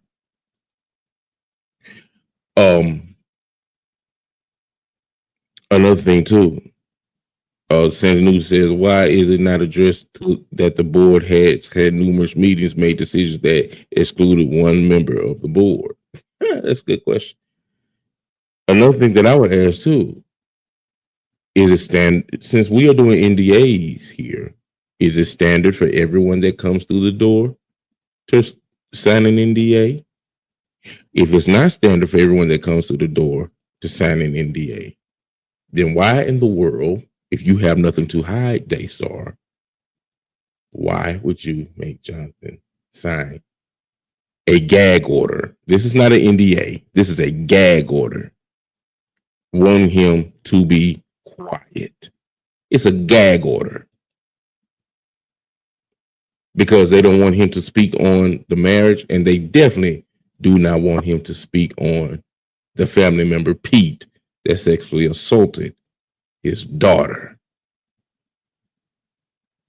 Here we go. we should not be, we should not be talking to for any program. The only programmer I've spoken to is Ted Shuttlesworth. Is that who you're talking about? And I didn't speak to him about. I called you to tell you about that. She's not going to violate. She's told me that she knows for a fact, a personal conversation, that you have spoken to the program. I spoke with Ted Shuttlesworth, and I called to tell you about that conversation that I had in case it was used against me, because it was simply me. I wasn't calling to badmouth my mom or anything. I was just like, hey, I just happened to play golf with Bruce Beam, and he had known Ted for many years back. So just like, shot him a text like, hey, I play golf with Bruce Because of Beam. the power struggle that's being created, because of the controversy that is going forth, because of your actions, because of the social media violations that are taking place, because of the information of being discussed with programmers, I'm making a recommendation that we sign an NDA. Now, all that does is say everything that a board member should do and should be responsible for. Wix, one platform, any website, unlimited creation. It cannot be talked about outside of the boardroom. It's a non-disclosure agreement. That's what it is. It says we will not disclose it. We asked John to draw one up for Daystar. That gives an extra level of protection above the handbook. It's treated as executives, board members and executives sign it so that they are absolutely legally bound to keep their mouth shut, okay? And not disclose information. That's just putting it down like it is. We cannot talk about Who that. would be required to sign it? Thus far. Because we have 4 board members and we have 3 officers. So what John, and this is Mr. Keller. Mr. Keller has a lot of experience in terms of with companies he has and things that he does. And he brought. I brought it. He brought this to the tape, and he can talk to John about it. John thought it was an excellent idea. We never thought we would get to a point where we would, be disclosing confidential information. There's been nothing that's been disclosed confidential. This is not an appropriate action for what's going on. No, there are, and it may not even, it could be programmers, it could be friends of programmers that talk to programmers. They're right outside of this, outside of. Let me answer this question right here. That this question that Mr. Robert Lee has posted. He wants to know who is Peter. Peter, or AKA Pete, is the family. It's not the person's real name. It is a alias name that they're using because no criminal charges has been brought up yet. Once criminal charges has been brought up and discovery has been made, then they will release the actual name of this person. But for now, they're calling him Peter or Pete. Pete is the family member that has allegedly, I have to say allegedly, that he has allegedly sexually assaulted Jonathan Lamb and Susie Lamb's daughter back in 2020. She was 5 years old at the time. She's 9 years old now. The story goes that they were at a holiday. They was at a family retreat in a house, and they were getting ready to go. They wanted the kids to go and jump in the pool, and Susie told the little girl to go upstairs and change clothes. And it was said that Pete followed her up the steps, and when he followed her up the steps, he watched her change. He watched her undress and change clothes. That is the story that Jonathan and Susie is saying. And Joni Lamb is saying that Pete was already upstairs, and the girl walked in the room and started undressing. So a polygraph was taken in which Joni Lamb and Marcus Lamb say that the polygraph was passed by Pete. But the person that administered the polygraph said that they were not able to finish the administration of the polygraph because Marcus and Joni stopped her from doing so. So to answer your question, Mr. Robert, that is who Peter is. This, there really shouldn't be discussion from a negative standpoint or sharing any business secrets. I'm not saying you were doing that, but if there were, we just don't go outside of here. I mean, if we have issues, are you saying you've never discussed any issues or concerns that you have about your mom or Daystar with anyone? Well, not with anybody, of course. Obviously, I'm going through the fight of my life here, given that. Fight of your life for what? Are you fight of your life for what? She threatened to throw us out of Daystar. For what? For not reading a card. For what? Has any action been taken that's affected your income or your employment at Daystar? Income, yes. We get paid on every time we're on television, $100 per on-air appearance. Okay, and that was withdrawn, but that's it, right? Okay, correct. Yeah, I mean, Susie's been good and she hasn't done anything. Yeah. So those reasons and the security and for the future of Daystar, I've recommended that we institute what most businesses have, which is a non-disclosure agreement. It's a confidentiality non-disclosure agreement, and let me just make sure I'm hearing what I'm hearing. So you are. I have those here because John prepared one for each of us. What I'm hearing is you're making a motion to adopt this NDA, right? And that we sign it, and a refusal to sign that, just to be honest and clear and above board, refusal to sign that removes your ability to be in this position. All right, before we get to that, I have to say that I cannot sign that because I have a very good reason why, and it all comes down to trust. Okay. So I told you she came over to try to make amends. When we played a game of Jenga, we talked. Susie was starting to open up her heart. And then we find out the very next day, she blindsided one of our friends by asking Hugh Hunt to invite him to lunch with her. And she proceeded to do her huge spiel. And and badmouth Susie, calling her, Jezebel, saying she's after men. Wouldn't it be crazy if you could create voiceovers that sound like a raspy old man? A young teenage girl. Or like dog, and several other really bad things. After what seemingly was some progress being made in restoring that mother-daughter-in-law relationship, it just completely tore it down, completely broke trust. Okay. And then, so we had, again, me and Susie are always trying to run back to relationship. We want to have a restored relationship, but she's done everything she can to break that down. So there is a. Well, can I say something? Yeah. I think I'm really believing and praying that from a mother-son and a mother-daughter-in-law relationship that's going to be restored. Right. We have to set that aside for a minute, and we have to talk about the business at hand. And what Mr. Callender is saying is that myself, Joni, him, yourself, we as officers and trustees of Daystar, we have a layer of responsibility that's higher than anyone else is here.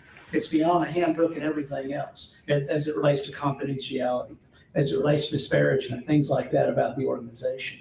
And so I have no issue with this document. I have no issue. So I think if you read it, I don't think you'll have any issue with it. But right, but let me finish my point about trust. So, I would say, do you trust him? Do you trust me? If we sign this document, would you trust us? We're going to sign it. So, trust has been completely shattered.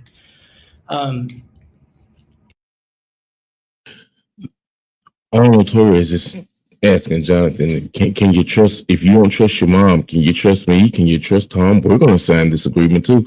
Let me tell you, this is manipulation, man. This is good cop, bad cop. This is good cop, bad cop, because the truth of the matter is this. They ain't got nothing to worry about. Johnny don't have nothing to worry about with Arnold Torres signing or Tom Callender signing, because they're foot soldiers. They're going to do whatever she tells them to do. So she ain't got no problem with them signing. Well, you can trust us, can't you? We're going to sign it just like you. Of course you're going to sign it. Because the NDA is not meant for you. It's meant for Jonathan. That's why I say people think, man, it's amazing to me that people think these people think that we stupid. These people think Jonathan's dumb. They think that people like Jonathan and us, gullible and humble, they think that you're dumb, that they can just prey on you, bully you. Man, come on, man. Let's get back to it. I have some deeply regretful news to share. Last week, I discovered a tracking device had been placed in my vehicle. Let me speak to that. Hold it. Let me speak to that. I investigated. Hold on, John. I investigated to see if I could determine who was responsible for this violation. And let me speak to this. No, this is my turn. All the Daystar vehicles have tracking devices. And this was put into the Porsche after Marcus passed. Let me finish. There's a tracking device in my vehicle right now. Let me finish. So Jonathan, unbeknownst to Ryan, who deals with the cars, took it to the place. Let me finish. And asked for it to be swept and thought he found something, a tracking device. Okay. And then came and they charged $600 and something that he charged the Daystar cars. And comes back and tells Ryan, lies to Ryan and say it was a recall, that he took it for something to be fixed on the Porsche. And Ryan calls up to make a report of all the vehicles, and the guy said, no, there wasn't a recall. He asked us to scan the vehicle. We found the tracking device, and then Ryan and said, why did you say that? Or why did you take out the tracking device? We put that in. This is not true. So I investigated to see if I could determine who was responsible for the violation. I reviewed the security footage and saw that Shannon Kelly, Daystar's director of security, personally placed the tracking device in my car. So I'm going to play a video for you. You have to view it. This is a major breach of trust that is I have a tracking device, Let me device in my car right now. Let me just say something. Word of God owns the vehicle. Yeah, word of Yeah, God. they can do what they want to it. It's not your vehicle, John. It's not yours. Stars. This is, okay, so here's the video. It's not yours. It's Daystar's.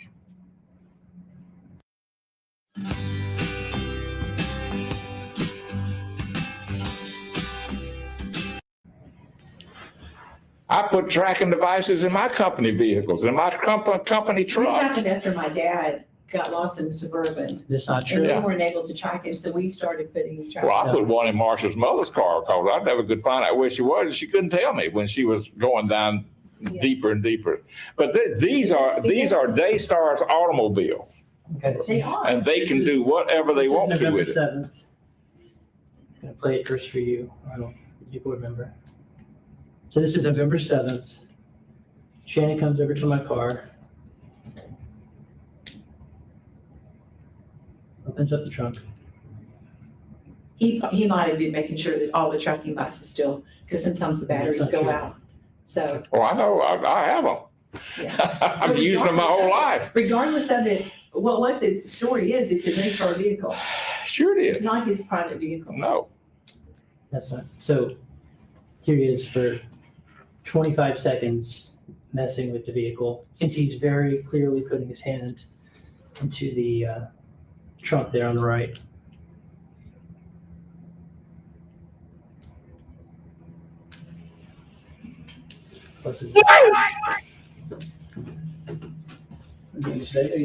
It's not an issue for me. You know, I believe what you This said. is Daystar's director of security. Hey, but that's Daystar's automobile, and he can do what he wants to with it if he's directed to do so. That's the point. No. But we are here to the point. Hey, I am not done with this. Shannon Kelly reports to me. I'm his boss. So when I saw footage of him doing this, I confronted him on it. And he told me, he was kind of like, what? What were you talking about, Jonathan? Then I said, I saw a video of you putting something in my car.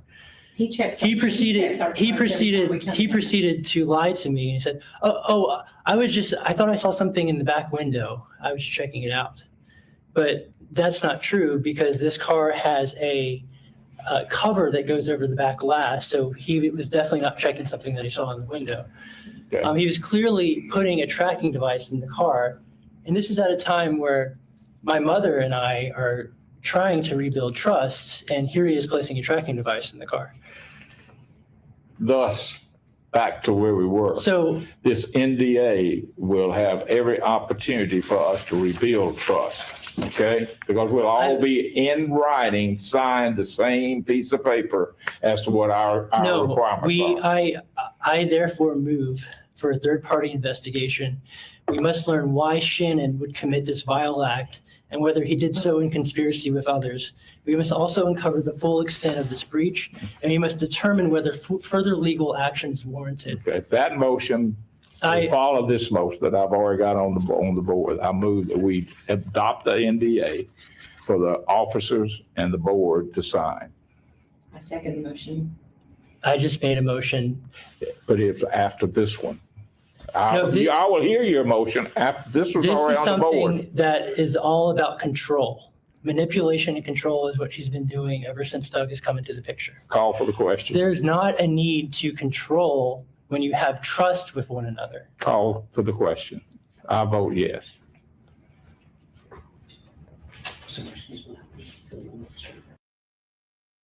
This is the thing. All right. Yes, the vehicles belong to Daystar.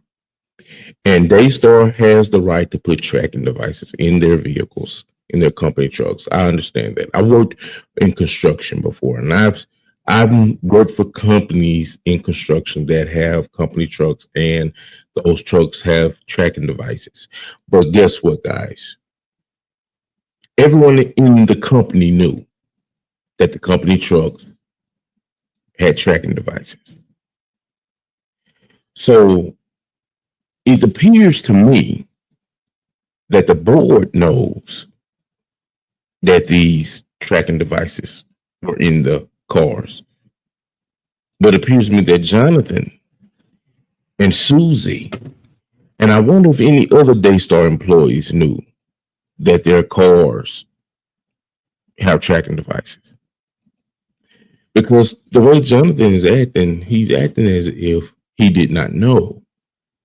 So my question is, if it is true that Jonathan did not know, who else at Daystar did not know that their cars had tracking devices on them? Now, Johnny said that the tracking devices started because her father got lost one day in the Suburban.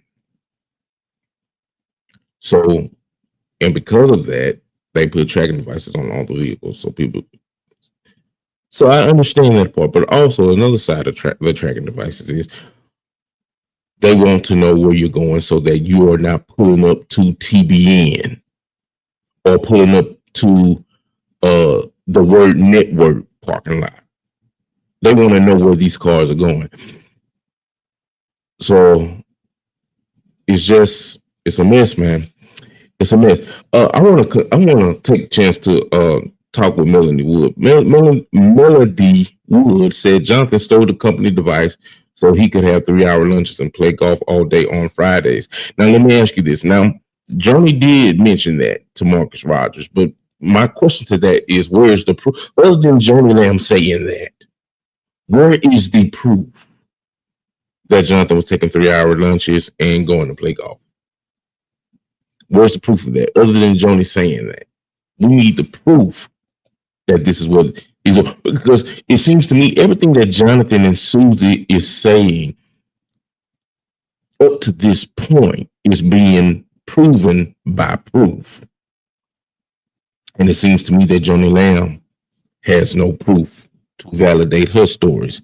Now, this is the thing too, because Johnny Lamb was trying to say that Jonathan and it was trying to blackmail her. This is what she told Marcus Rogers yesterday, that Jonathan was trying to blackmail her into becoming the president of Daystar. And if you don't make me the president, if you don't give me a contract, then I'm going to leak this audio.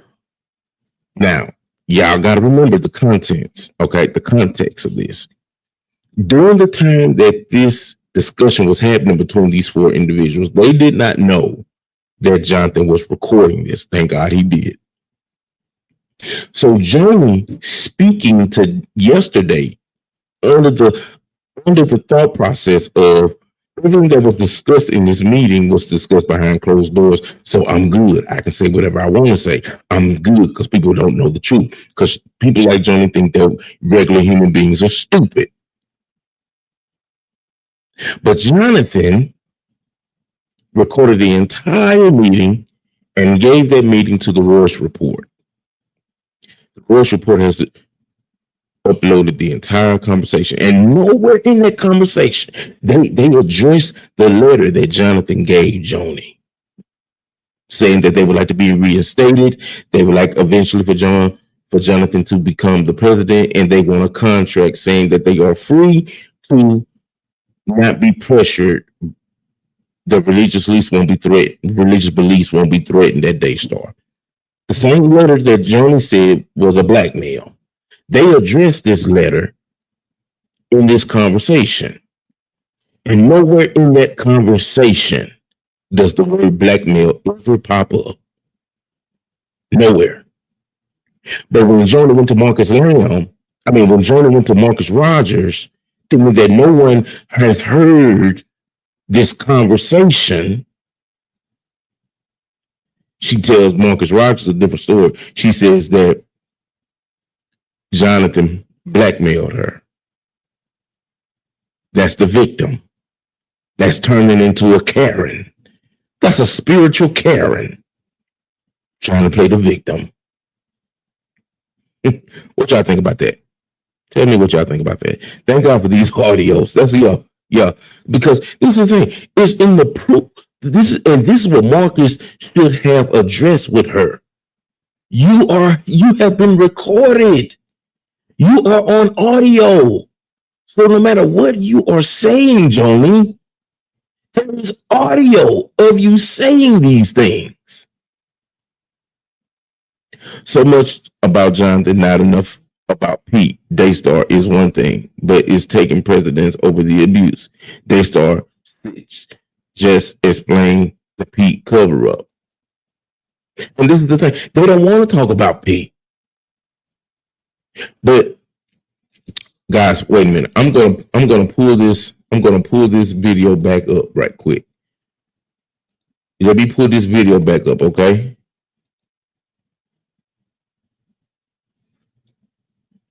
I'm gonna pull this video back up and I'm gonna share this. I'm gonna share this to y'all. I want y'all check this out. This is what they're talking about with Pete. Daystar TV has denied allegations that co-founders Marcus and Joni Lamb covered up the alleged sexual abuse of their granddaughter by a family member. In a statement, Daystar said, over 3 years ago, in a thoroughly investigated and since resolved matter, it was confirmed that any allegations referencing sexual misconduct involving any Lamb family members were not credible and unfounded. However, the Roy's report talked to the investigator, forensic counselor Debbie Leonard, who said that's not true. She said she wasn't able to offer any assessment because the alleged abuser wouldn't answer any questions. And on a recording released to the Roy's report, here's what Denise Boggs, who oversaw the investigation, told the alleged victim's parents, Jonathan and Susie Lamb. I remember when Marcus and Joni said, we want to drop everything, just drop everything. Yeah. Just drop everything. I said, okay. And so I had told Debbie, okay, so I just want to drop everything. I don't want any more to do. Daystar TV. So what do y'all think about that? What do y'all think about that? I'm saying the receipts are out here, man. They're out here. Just drop everything. They don't want to go any further with the assessment. This is the lady that the one that they said approved, said that he passed the polygraph. This lady come out and say, no, I wasn't allowed to finish my assessment. Y'all, this is my wife. She has made it into the chat. Y'all, please like the video. Please, please, please, please, please. We got 111 people in the chats. Let's get 111 likes, please, guys. If y'all don't mind, do that for your boy. It's free. It's not going to charge you anything to hit that thumbs up button. Please do that for your boy. Sharon, you are right. God isn't in this at all. Where does God get the glory out of this? Does God get the glory out of people covering up the truth? Does God get the glory out of people lying? Does God get the glory? He does not. But it's what the Bible said, that in the last days, things like this would happen. But it also says that judgment must first begin at the house of God. Guys, we have 110 people in the chat.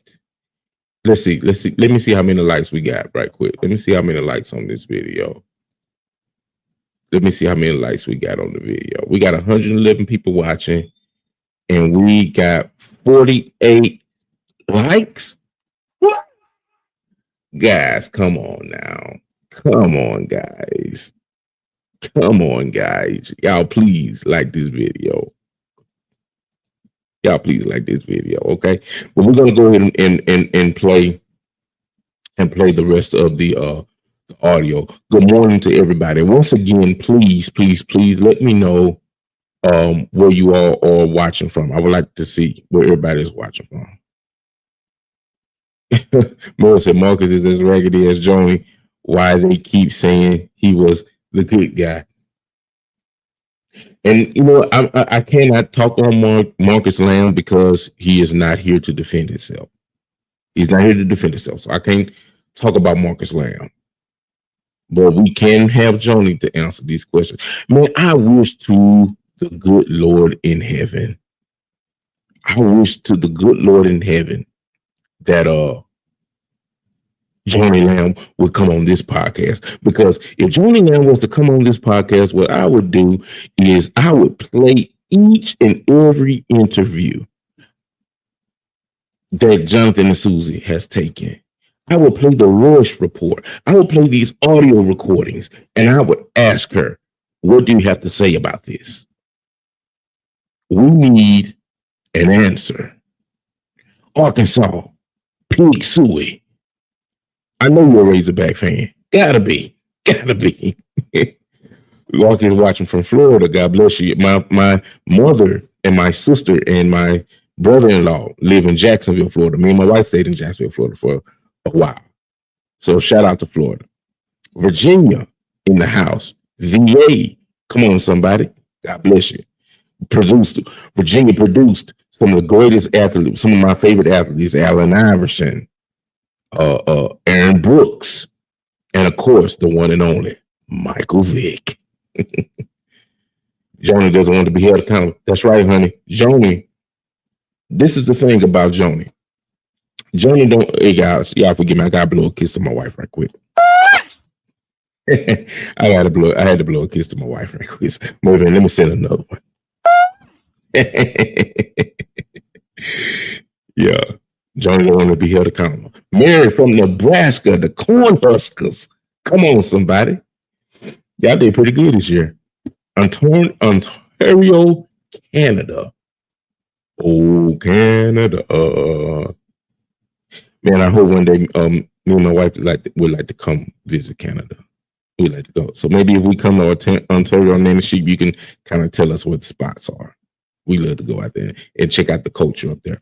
But let me finish playing the rest of this audio, guys. We have about 6 more minutes of this audio.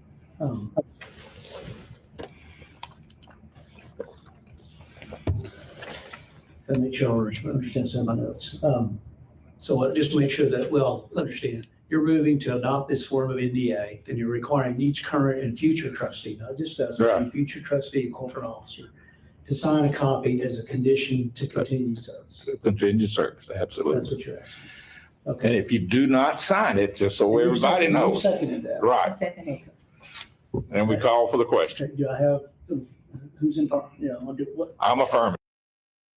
Okay, so now, after all of this, now Daystar wants to implement NDAs. Now Arnold Torres is asking Tom Calendar. So you're saying that this board member, all these board members here, us 4, and any future board member from here on out has to sign an NDA. So they're saying basically now that we know that we can be subject to scandals, subject to investigation, subject to all these things, from here on out, any board member is going to have to sign an NDA, because if anything goes on and people feel like they can go public on us for money or whatever reason, we need to cover ourselves. So we're going to make everybody sign NDAs. So that lets me know that Jonathan and Susie is the reason why y'all want to implement NDAs. You never implemented NDAs before because y'all thought everybody was on board. Everybody is cool with the way you doing stuff. But at the moment somebody rises up and says, you know what, this is unethical, this is unbiblical, this is not right, before I let you go report it to somebody, you're going to sign this NDA. Guys, this is something else. How can we adopt this when there's such a lack of trust right now with my mother and I? And this is all about just, again, control the narrative. Why would you seek to Jonathan, your mother further had that? nothing to do with putting together this document. I'm just going to say that. Yeah. Of course, because she's not a lawyer. Well, no, she had no, this is something that Mr. Calendar I feel very strong because it will give us the ability to protect Daystar. I'm not. I just saw the red light go on. Why don't you turn your phone off? We already know we don't trust you. Talk about trust. Oh my God. Seriously. Are you kidding me? Oh, is recording a meeting, like this isn't being recorded, but is recording the meeting with Jimmy? Can you turn your phone off? I just saw the little red lights do something, so I don't know. There's nothing on. Well, just turn it off. Can you turn your phone off? Yeah, I can turn it off.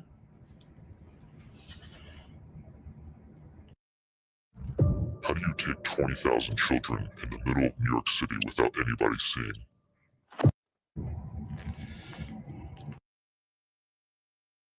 Now, this is what I'm going to say.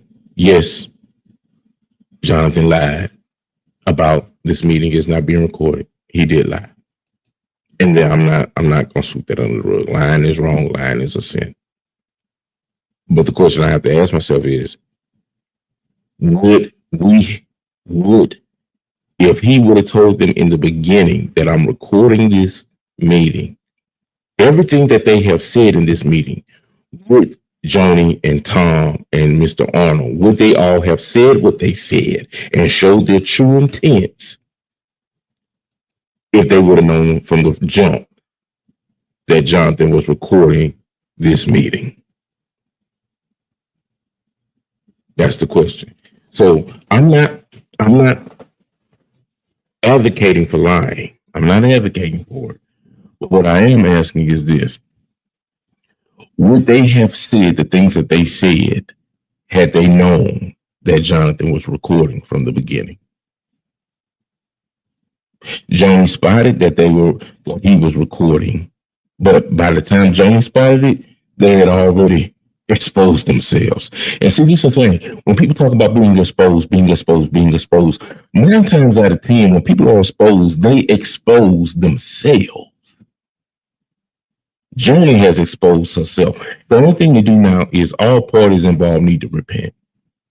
And then the next thing is, instead of worrying about Daystar and protecting the brand, you need to go check on your granddaughter. That little girl needs counseling. Now, somebody told me in the live stream last night that Jonathan and Susan have put her in therapy, and that's a blessing. But at the end of the day, somebody gonna have to pay for what happened to this child. Somebody gonna have to pay. He did what he had to do. Sharon said the answer is no, and you know it. They would, you know what would have happened if they would have moved from the jump that he was recording? They would have asked him to stop recording. If he said, no, I'm not going to stop recording, they would have flipped that whole meeting into how Daystar is the victim and Jonathan's a terrible person. And why are you trying to tear down the thing that your mom and dad had built? Tom Calendar probably would have started crying, acting like he's just so innocent. But because by God's grace, God allowed this man to record.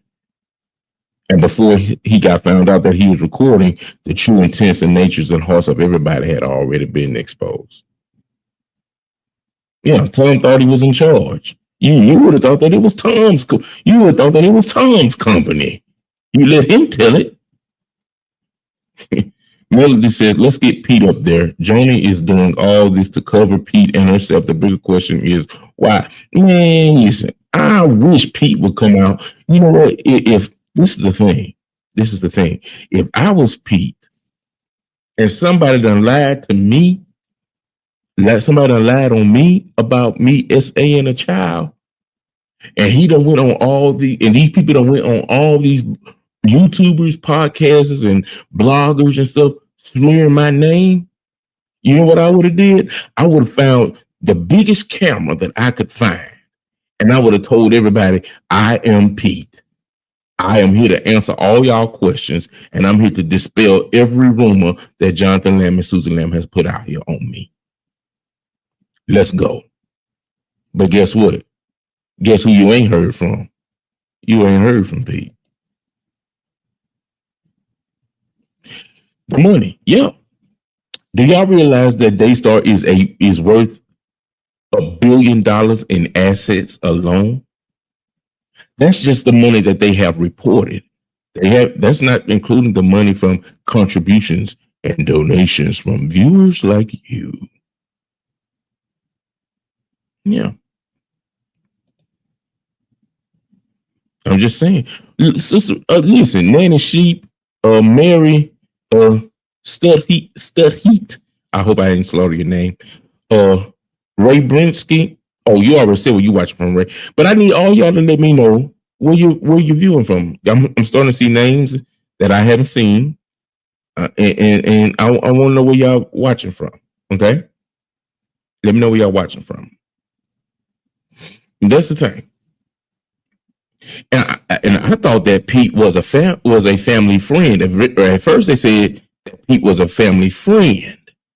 Turns out, Pete was a family member. He wasn't a family friend. He was a family member. And for them to be protecting him like they are, he got to be a real close family member. I wouldn't dare to. I would, if I had to speculate, I would say that he's probably a sibling of either Susie or Johnny. It's either Susie or Marcus. He's probably a sibling. If I had to speculate. Sharon watching from Colorado. Me and my wife a couple years ago went out to Denver for a vacation. We loved it out there. I would like to take our kids out there again. I want to go out there when it's snowing. I think they'll enjoy that. Minnesota. My wife was up in Minnesota a couple years ago. Me and her plan on going back up there. She wants to take me up there so I can see it. She said it was St. Paul was beautiful. Canada. Man, we getting a lot of Canada people in here, man. Y'all welcome to all my Canadian brothers and sisters. Welcome to the family. It's a family reunion.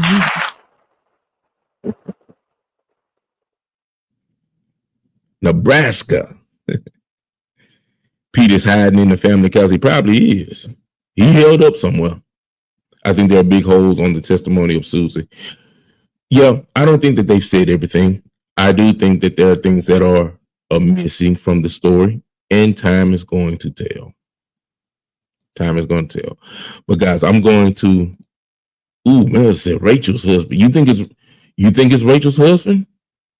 For those who don't know, Rachel is the sister of Jonathan and Susie. But man, I got to do a air horn on that.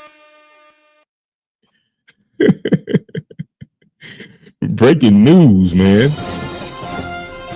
Breaking news from the desk of Moments of Truth. You are here with our news anchor, Melody, who has dropped a bombshell. It is that Melody may have some proof that Pete may be Rachel's husband.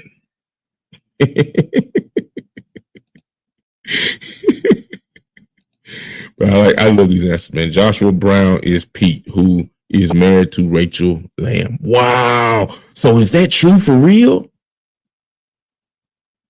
Is that true for real? Which explains her disgusting behavior. So that is why.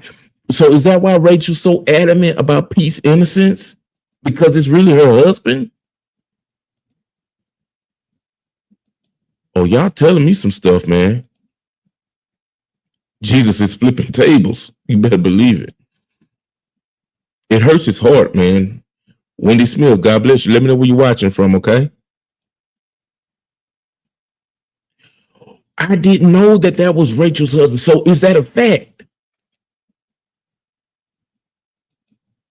Pedophile. What? Pedophile. Know the family, and Joni is a demon. You know the family, Miss Wendy? Miss Wendy, you know the family? Miss Wendy, you have to email me. You have to email me. I need you to email me. Please email me, Miss Wendy. This is my email address right here. I need you to email me. We need to talk. Miss Wendy, we need to me, my wife, and you, we need to talk. Because why? How long have you known the Lambs?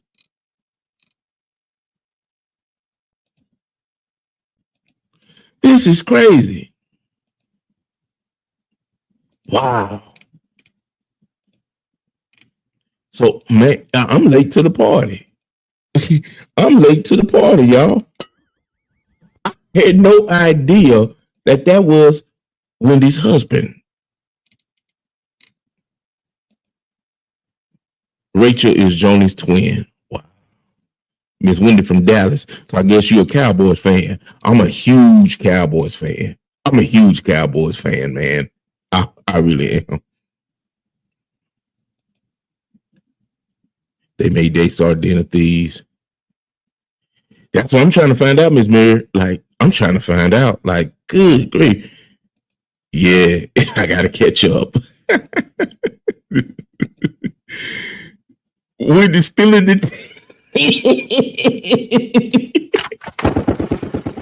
Wendy shooting them down. Wendy shooting them down.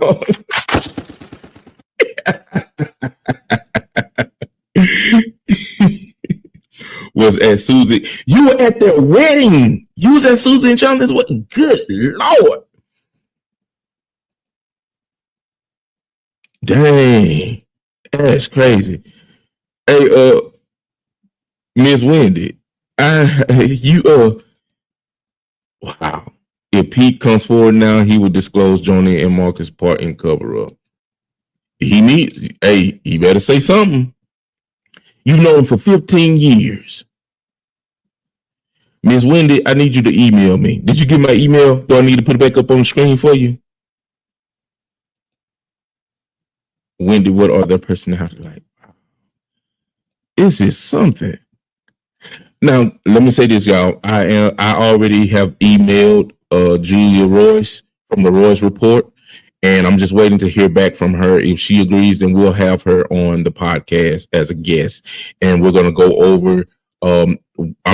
First thing we're going to do is I'm going to ask her some questions on how she got started in journalism. I'm going to ask her, because she is a Christian, I'm going to ask her if she would share her testimony with us of how Jesus saved her and her walk with Christ since Christ has saved her. And then we'll also talk about the Daystar situation, and I will open up the floor for y'all comments and let y'all ask her some questions, okay? But I'm just waiting to hear back from her. If she says yes, then everything will be good to go. How about them Cowboys? How about them Cowboys? Come on, Miss Wendy. You know, Wendy, you all right with me. You is all right with me. You are the only Cowboys fan that I have interacted on since I have started this platform. And I'm almost a year in it, and I've been the only one talking about it. You know, everybody been a Cowboy hater. You know what I'm saying? It's good. It's good to have somebody. It's good to have some Cowboy family in the house. Yeah, this is crazy, y'all. I'm gonna finish playing this. Jonathan and Rebecca are real and sweet. The rest are fake. Wow. What? This is insane. Daystar will come down just like Marcus's platform. Wow. So, Ms. Wendy, you did get the email. Do I need to put the email back up? Because we need to talk. When you email me, I'm going to send you my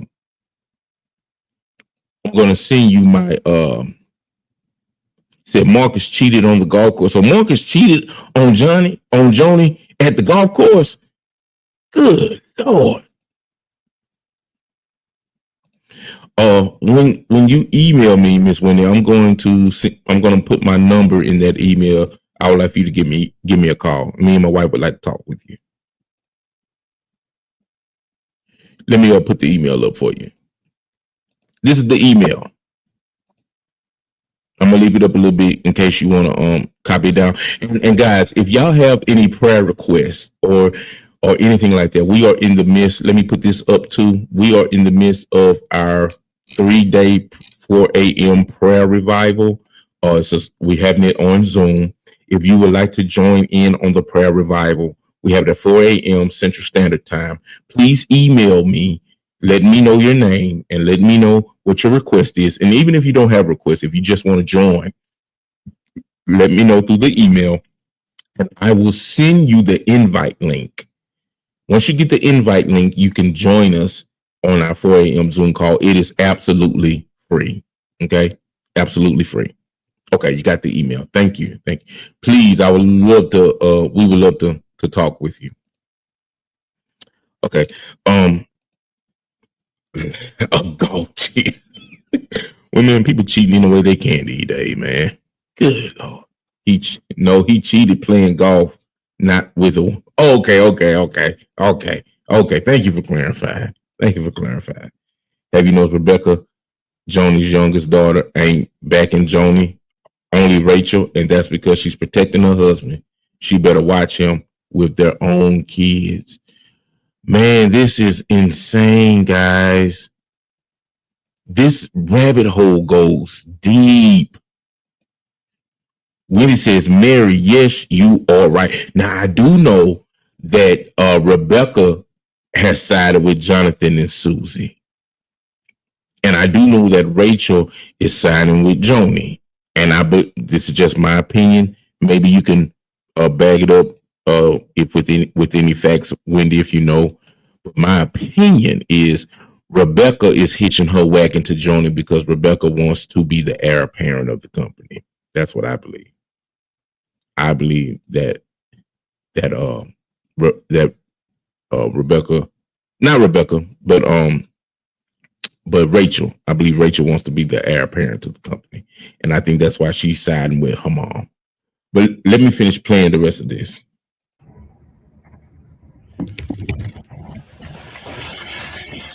So it's been moved and seconded. I'm affirmative. Tony's affirmative. I'm affirmative. So would you please pass them out and give Jonathan a chance to read it? And see if he has any reservations at all. I can tell you right now, I'm not going to sign it. Okay, then I will sign mine. I just wanted to cover it. No, you don't hasn't even seen this. Yeah, So this you need to read it. There's no need for me to sign an NDA. I've already agreed I'm not going to talk to programmers about this issue. Yeah.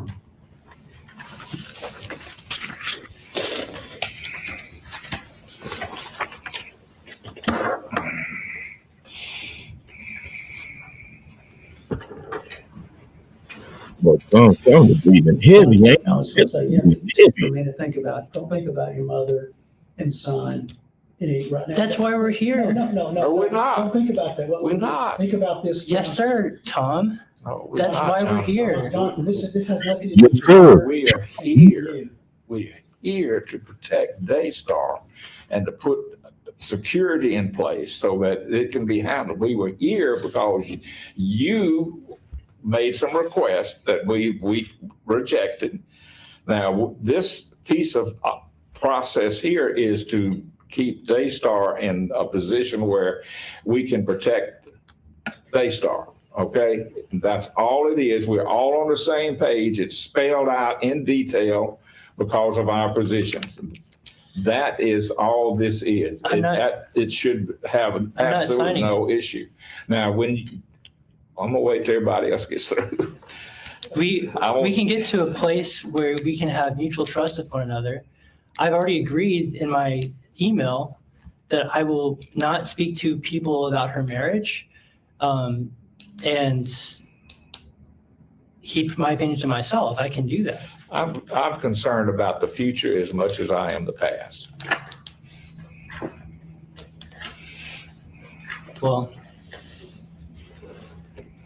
getting 8 ads every 20 minutes is actually diabolical. Meet Pi, the ad blocker that actually works on Twitch.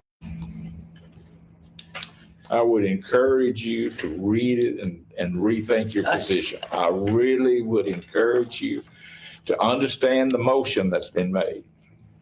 To continue to serve, this has to be signed. That was the motion. Just let me know where you're viewing from, okay?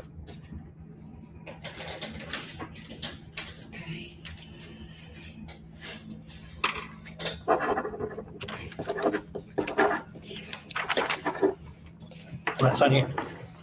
Here you go. Again, given my car has just had a tracker put on it. It's not your car. Yes, it's my company vehicle that I drive. It's Daystar's car. I know Daystar's the owner. It's there could have been. My car has a tracker on it. Right now, the Suburban. Yes, and we're going to find out because we can have an independent investigation done to figure out exactly when trackers are put in there. And we can figure out if that's a truthful statement. It doesn't even matter anymore. It does matter because you do not put a tracker on the vice president's car and then have the director of security who reports to him. You are refusing to sign that, correct? Correct. And you're excused. Okay. Well, this concludes part 1 of our release of the Daystar board meeting on November 16, 2023.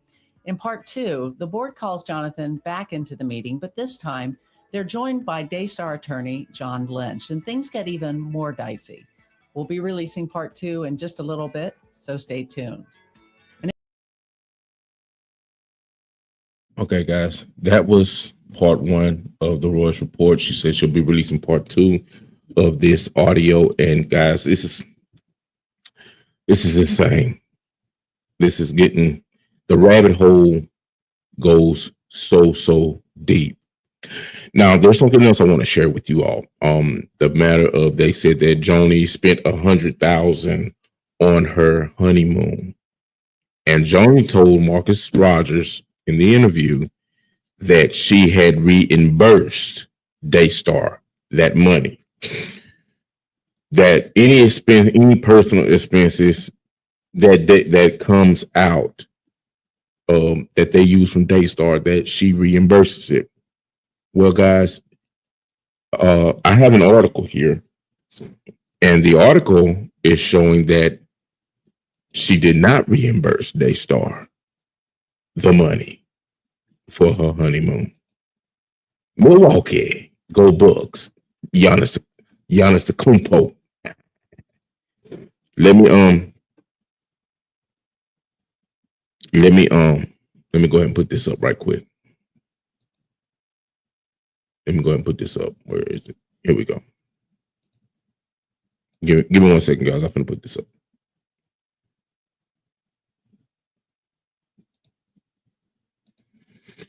All right. This article that we're about to read, I'm gonna go ahead and put it fully on the screen.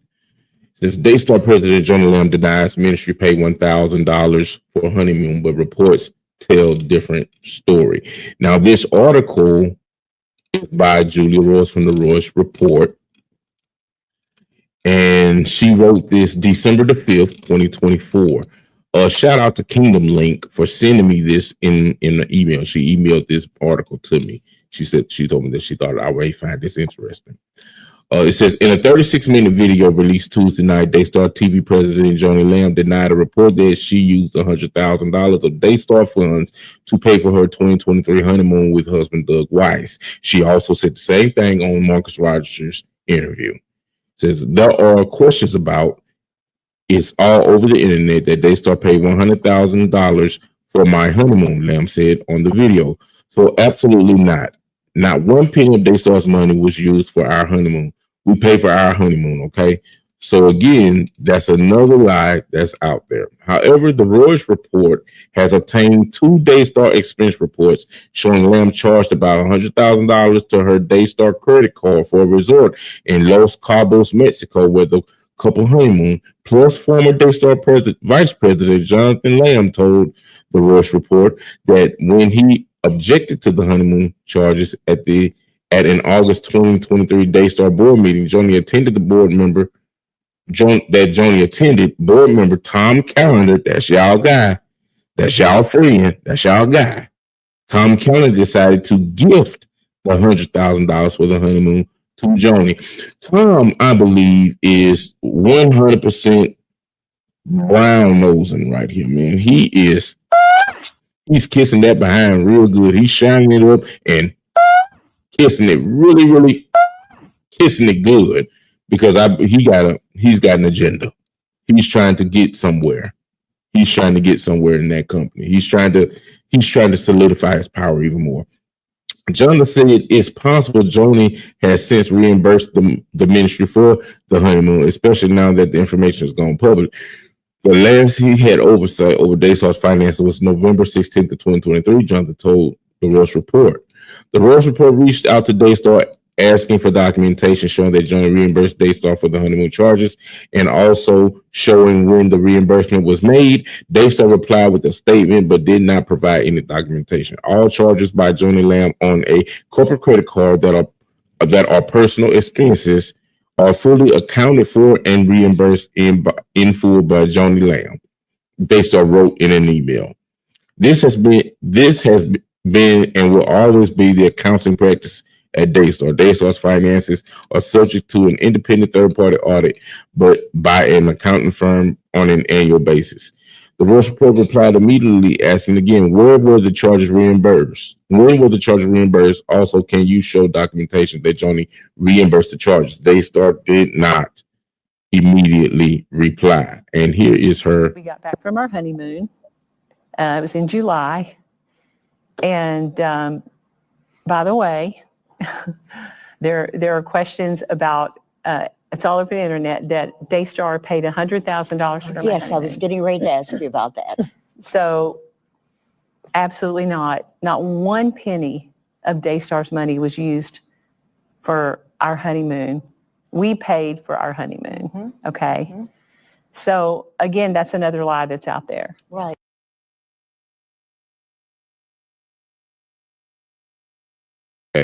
Journal Lamb's expense report for October 2022 shows a charge of $36,780.32 for Ventanas al Paraíso, a luxury resort in Los Cabos, Mexico. A note by the charge says Miss Joni Lamb and Mr. Doug Weiss used U.S. bank rebate points. Here we go.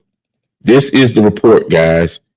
And right here, this is the approved expense report, okay? Right here, where it says expenses, if y'all follow my arrow, I know it may be kind of hard for y'all to see. I wish I could blow it up a little bit more. But right here on the screen, where it says expenses, you see the amount in yellow. You see the amount, $36,780.32. And right next to the amount is reimbursed. And you see no reimbursement, no reimbursed amount, no billable payments, no receipts. And the reason they put Mr. Joni Lamb and Ms. Doug Weiss. Here's another charge, $5,797.22. Reimbursement, no. Reimbursement amount, zero. Billable, no. A second expense report of Joni from May 2023 shows a charge of $60,041.68 for the same resort. And y'all may be wondering, how are they able to pay for this? They're able to pay for this from contributions from viewers like you. Similar, a note by this charge says Mr. Joni and Ms. Doug Weiss use U.S. bank rebate points. Here's that charge. You got a charge for $300, a charge for $252, and a charge for $6,041.68. And none of it has been reimbursed. What? So that just let me know, guys, that somebody is telling a story. Somebody is not telling the truth. Somebody is lying. Hey, what's going on, bro? How y'all doing? So this is the thing. I don't know, Miss Sarah. I don't know. I'm not God. I can't say if a marriage is going to last or not. That's their business. All I know is this: when you get out here and you begin to say my marriage is legitimate, nobody cared about your marriage until you opened your mouth. That's what I'm trying to say. Nobody cared about your marriage until you opened your mouth. And when you opened your mouth, then it caused people to dig deeper into what you said. And said, cooking the books. Oh, they cooking. They cooking them books. That's what I'm trying to say, man. The ladies said, you know what I mean? Hey, with the ladies in here, they shooting. All the ladies in the chat, brothers, they shooting them down. Listen, they lining Joni up against the wall and they shooting it down. Y'all, my wife is back in the chat. This is my wife, guys. You know, this is the love of my life right here. This is Marcus was always kind. Glad to hear that. Glad to hear that. So, guys, this is something to take in, man. This is something to take in, guys. I don't know what else to say, but I will say this. I have reached out to Jonathan via email. I think I got his right email address. And I'm praying that he's able. I know he's probably getting swamped with emails, but I'm praying that he gets a chance to check out my email. I would love to have him and Susie on the platform, and where they can share their testimony and share their story and give us an update on how their daughter is doing. And I would like to hear what they have to say about the interview with Marcus Rogers, how they felt about that, and also kind of to clear up some of the gaps in the story that has been missing. And then also, if they agree to come on the platform, I want to make sure that that they feel comfortable with the space to share their story, and we can get some of the answers to the questions that need to be answered. And then we will open up the floor for y'all's comments, and I will let you all ask questions to them. So if that happens, of course, I will update you guys. I'll post it in my community tab to let y'all know that that everything is good to go. I also reached out to Julia Royce from the Royce Report. Hopefully I will hear back from her as well. And if she agrees to come on, we'll do an interview with her as well. And we'll open up the floor and let y'all have y'all questions with them as well. Okay. So guys, really that's all my time. I thank you all for tuning in. We got 102 people in the chat. That means I should have 102 likes on this video. And I pray that y'all do like this video. And if you have not, please subscribe to the channel. We have reaction videos like this. We have multiple live stream teachings on different things like the spirit of adultery, the spirit of idolatry, what is the purpose of the Holy Spirit. We're going to have I'm coming back on live again today at 4 p.m. for our teaching on speaking in tongues. Let me put that flyer up right quick. We're going to be doing our teaching on speaking in tongues today at 4 p.m. We're going to dive into what is speaking in tongues. Is it the sole evidence of the Holy Spirit? Is it a evidence anyway of the Holy Spirit, or is it a gift of God? And if you do not speak in tongues, are you still saved if you do not speak in tongues? Also, we're going to dive into the difference, because the Bible says that you can speak with other tongues and then you can speak in an unknown tongue. So there's a difference. You can speak in another tongue and then you can speak in an unknown tongue. We're going to dive into that. Okay.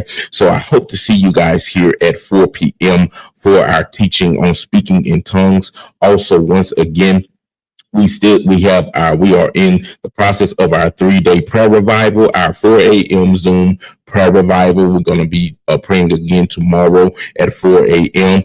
If you would like to join the Zoom, I have the meeting ID down here in the bottom left corner, along with the passcode to join. If you cannot see the meeting ID and passcode, for those of us that are visually impaired, like myself, I got to have on glasses, then you can email me here on our email at rembermediagroup@gmail.com.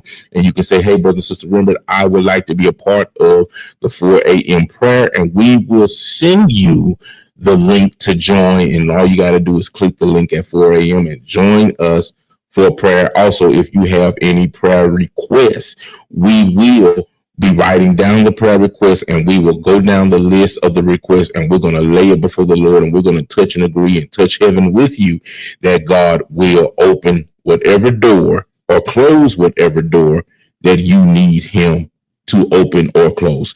And lastly, guys, if you want to support the channel, if today was a blessing to you, and you say, hey, Brother Rembert, I just want to be a blessing, you do not have to give anything. It's not a prerequisite. It's not mandatory for you to give anything at all. But if you desire to give, you can support the channel in one of 3 ways. You can hit us up on Cash App at Rember Media Group, PayPal, Rember Media Group, AL. It's supposed to be an AL at the end of that, Rember Media Group on PayPal. Or you can scan the QR code on the screen. Okay. I love you guys. Really, I do, with the love of Christ. And let me tell y'all something. There ain't nothing you can do about it, for real. We are all family. And every time we go live, I want my family here so that we can have that family reunion. Let me finish a little bit of some of these. Let me turn on this music, and I'm going to finish on a little bit of these comments that are up. Man, y'all up early, man. Y'all up early. Have y'all had y'all coffee this morning? Have y'all had y'all's coffee this morning? That's what I want to know. Sandra says, if I could like more than once, I would. Thank you so much.